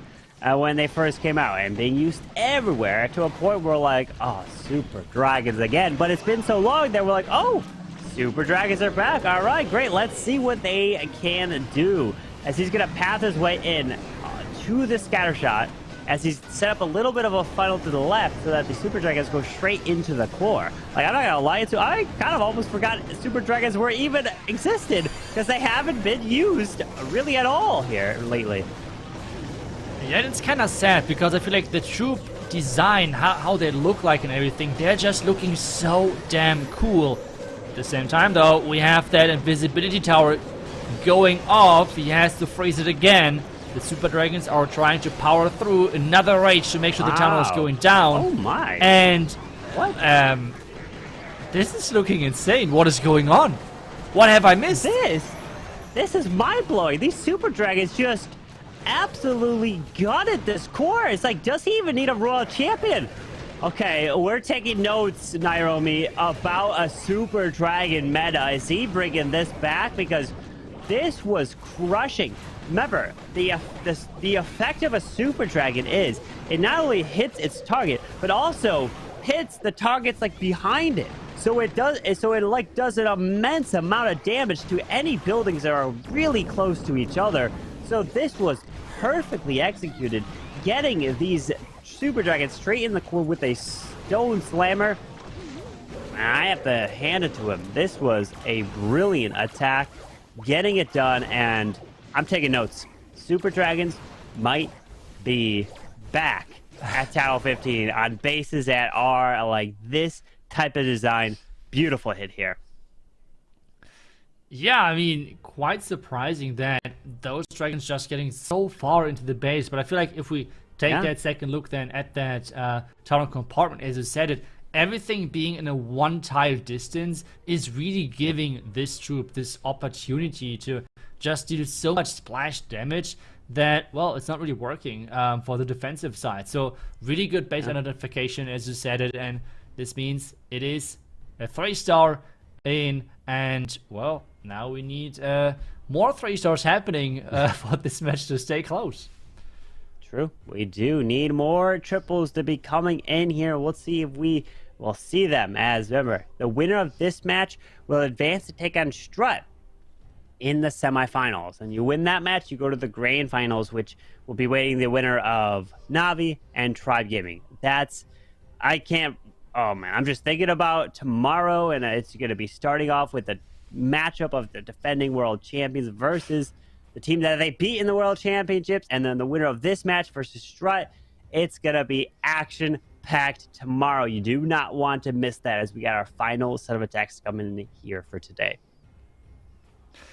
That's 100% right. And I mean, especially that first match. I mean, it feels like the early final. I mean, not going to take anything away from the other teams, but just stats-wise, Navi and Tribe Gaming are just insane. But let's take a look at the next attack over here. We have another Lalo attack with a Skelly Donut. No, wait, not the Skelly Donut. I just saw the bat, and I thought, okay, there's going to be some bad action. But no, there is the poison spell in there as well in the mix, so it's going to be some type of blimp to get into that base.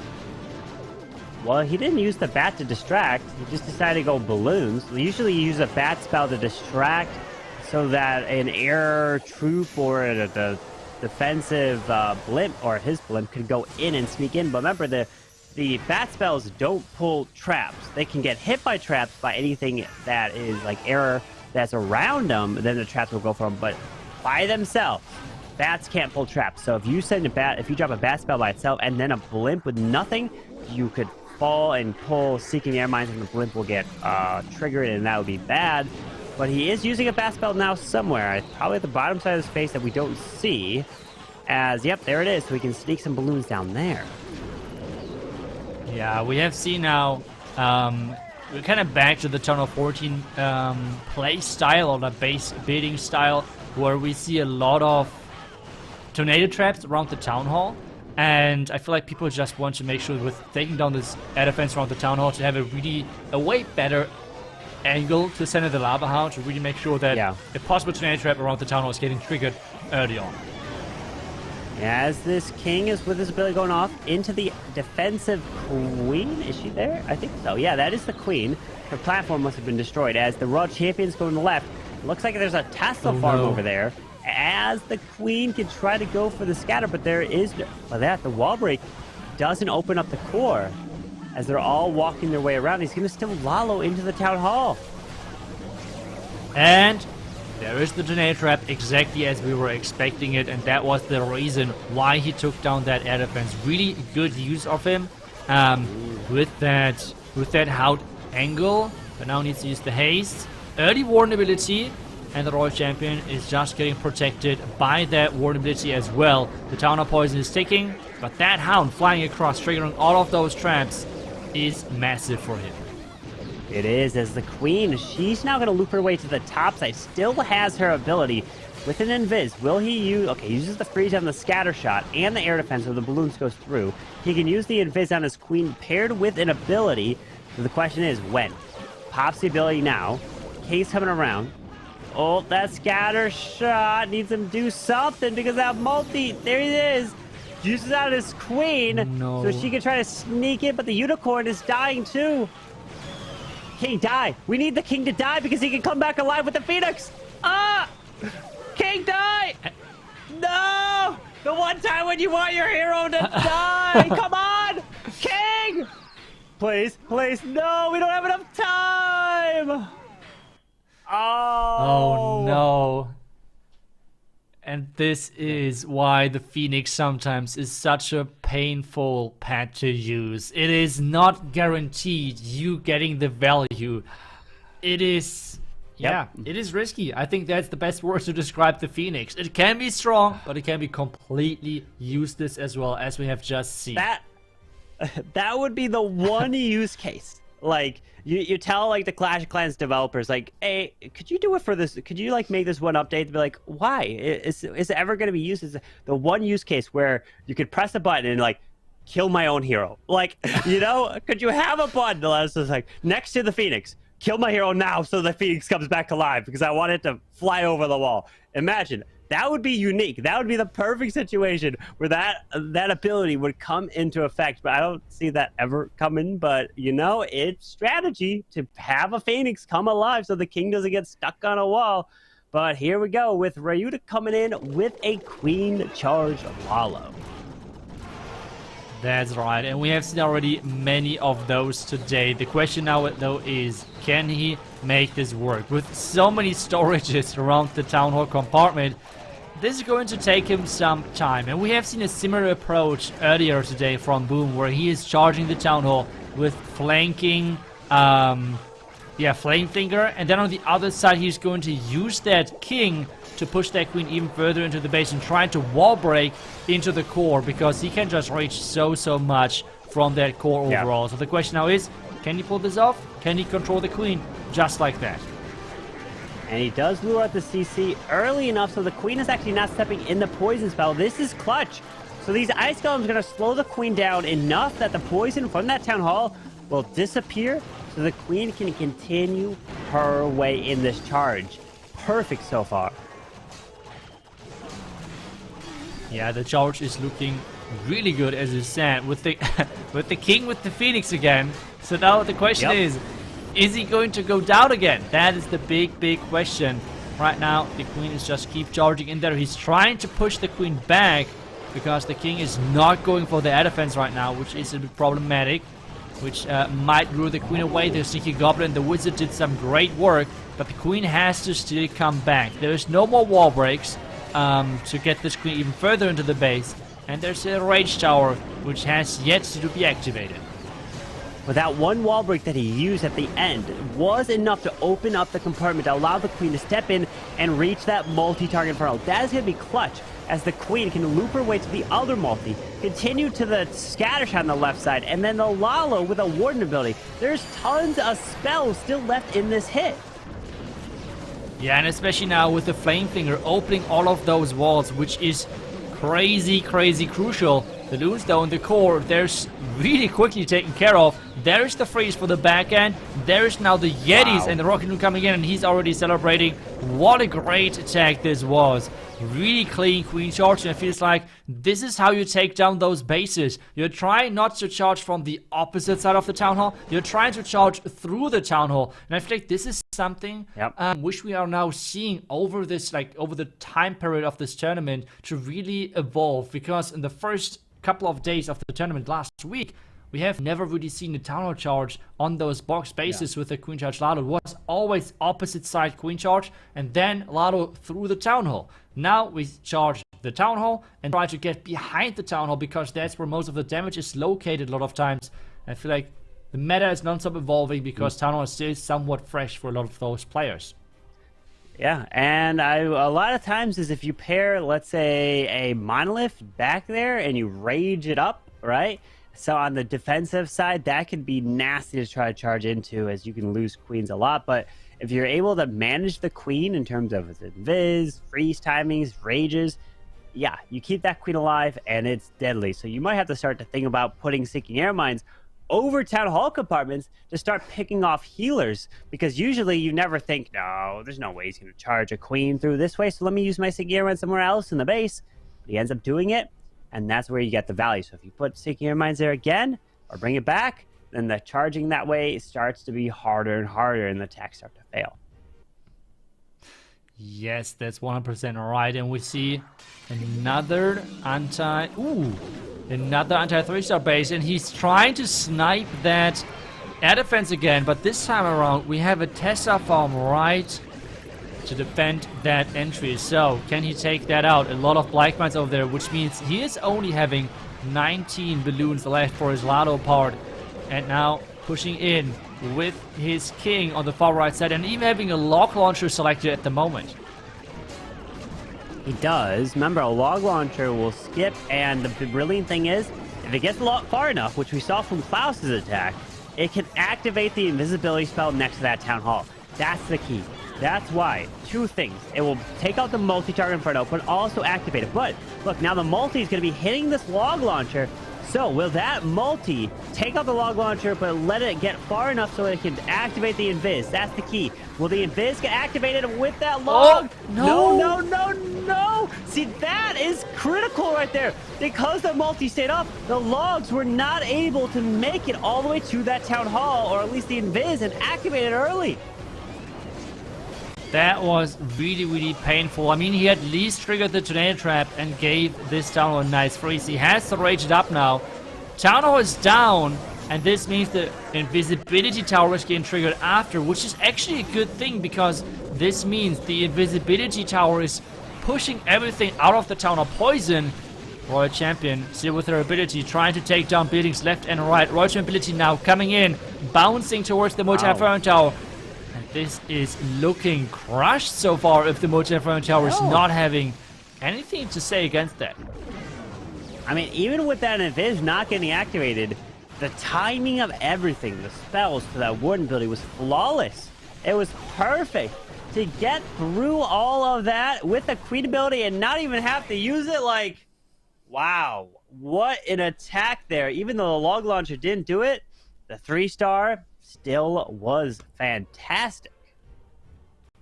Yeah, great attacks on both sides, but this means now we're all tied up with only one attack on each side. The only difference right now are percentage points. This is the only difference. 10 stars on both sides otherwise, which means now, well, those last couple of attacks are going to decide this match, and which team is actually getting then to the next stage and is going to face Strut tomorrow. Yeah, that's the question. Who has what it takes to advance to the next round, which is tomorrow indeed. So they'll have some time, but they won't have enough time to build a base. So they've had to take the time over this whole week to be like, okay, if we know we're playing our first opponent. If we win, we have to build bases to prepare for the next possible opponent. So they had to build bases for either one. They didn't have to worry about all of Tribe or Navi or Clash Champs, because only one of those teams can make it to the finals.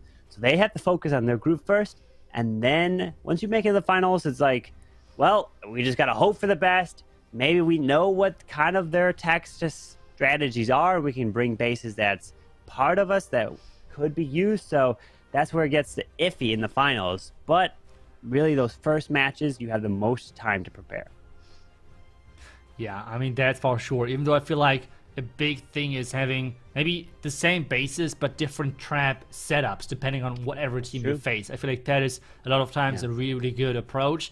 Something which has worked in the past already as well is rerunning a base, even though it might have been already 3-star, because then the mind games are going to start again. Like, have they changed any traps? Have they defended that specific 3-star entry and so on? So there is a lot of options if you have not enough bases you can go for.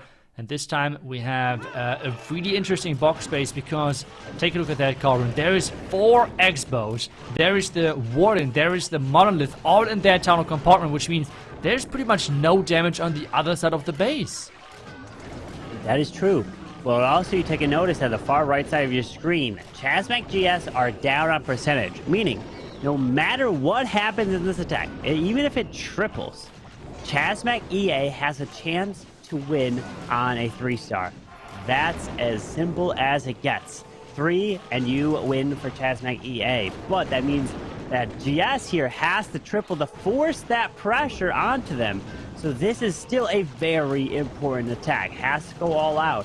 And if it's a 1-star, you know, it happens. But you have to go for the 3 as we have a queen with tons of rages still intact. Yeah, and something which to me is even more problematic, let's take it like that, with the base bidder is take a look at that flinger. That flinger is going to take down the entire side because there's nothing going to stop it.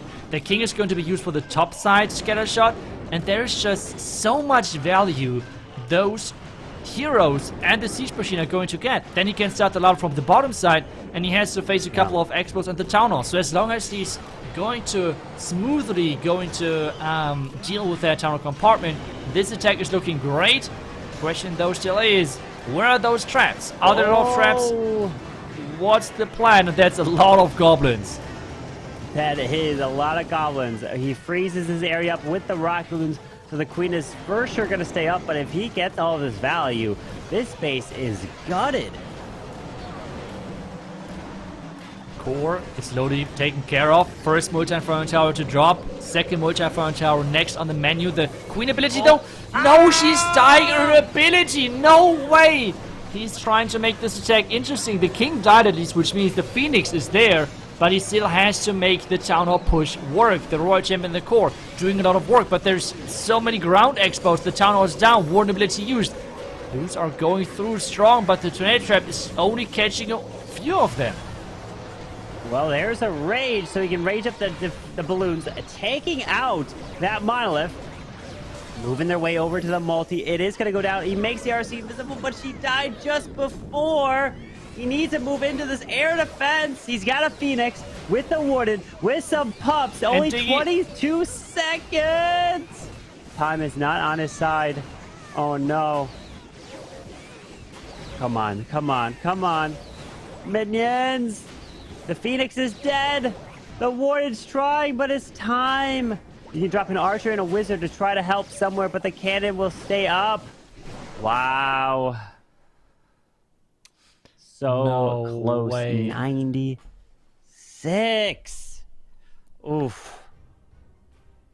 Wow. Just that queen ability. The sweeper's pushing the healers away. He thought the healers would give some HP back to the queen, but just not using the queen ability early enough. We have seen this today a couple of times, that some players, as soon as they want to concentrate on something else, they're just in advance using the queen ability because they know, okay, there's just so much damage, I can't really keep track with that, which is just, I mean, most of the players are human, okay? I mean, there's some which feel not as humans, okay? They're just from a different world. But, I mean, you can't really concentrate on all of the things at the same time. So using the queen ability earlier, a little bit at least, and then concentrate on the Lado could have been a huge game changer in this one. So falling short a little bit. And now they're relying on a really solid defense because take a look at the percentage.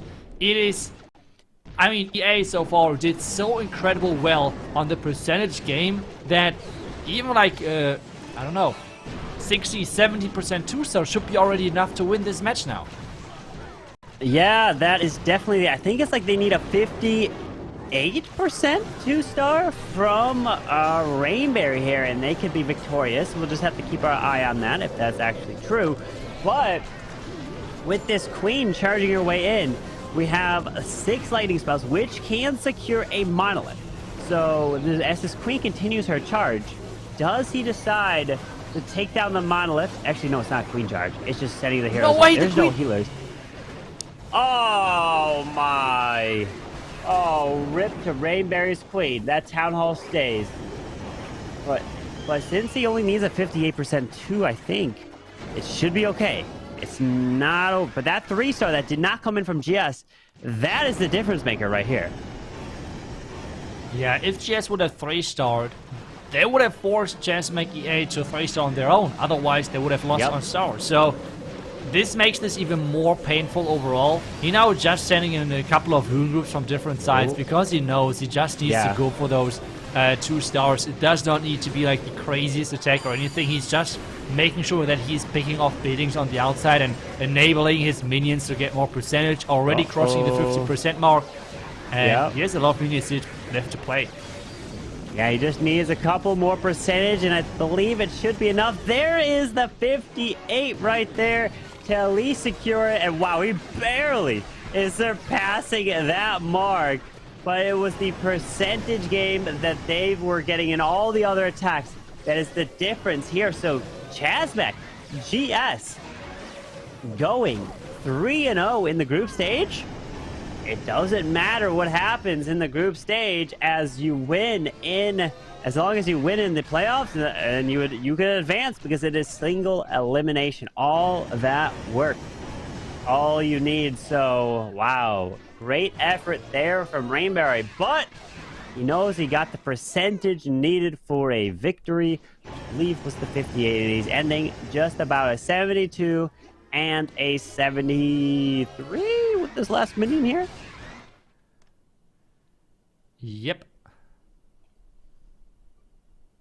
There it is. So 73. What happens in the group stage stays in the group stage, right? So yeah, really unfortunate ending right here, but just EA, the consistency of their attacks in the first 4 attacks gave them the freedom to have like a pretty relaxed last attack on this one. So they are going to face off versus Strut then tomorrow to have the opportunity of getting into that final.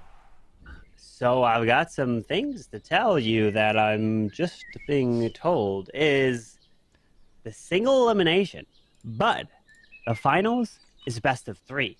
So that adds a little more to this bracket and to how it's developed. So if you lose in the finals, you have to win 2 in a row to have a chance. It's the first to win 2 matches in the grand finals to be crowned the champion and take it home $10,000. So it kind of resets. It's a little bit of a different flow for that, but congratulations to Chasmac EA as they advance, taking out their family clan, Chasmac Gaming GS, as now the matches are set for tomorrow's playoffs. First up tomorrow is going to be a rematch of last year's World Championship. Navi taking on Tribe Gaming, and then followed behind is going to be Strut versus Chasmac EA, and then after those 2 matches, we go to a 3rd place match, and then the best of 3 in the grand finals. Yeah, this is already looking so epic. I mean, the first match is going to be so cool. I would love to have this being the final, but based on the bracket, it's not possible. Yeah. But just best of 3 between Navi and Tribe Gaming, I think all of the viewers can agree for sure that would have been epic. But it's going to be the semifinals instead, and then they're going to face off. The winner of that match is going to face off versus the winner of Strut and Chasmac EA. So that's going to be a lot of fun tomorrow. It's going to be an epic showdown. And we think about it, Chasmac EA is a team that earned their spot through qualification. All the other teams got, or at least Chasmac GS and other than Empire Gaming here in the playoffs, were invited teams because they made it to the Clash of Clans World Championship. So 3 out of the 4 were the invited, played in the World Championship last year, and we got a qualified team at Chasmac EA. So they've been doing really well of making their way to this and earning their spot. But yeah, that's going to be wrapping up today here for day number 1 of the playoffs, as we will be back tomorrow at the same time, which is going to be 12 UTC. So it's been a pleasure. Was there any final words you have for us here, Itsu? I mean, we're getting closer and closer to the finals, and I think really interesting, as you said it, we have only one of the qualified teams left. So let's see if they can make it all the way. That would be pretty cool to really get from the open qualifiers where any of you could have joined. I mean, anyone could have signed up, and then get all the way to the finals.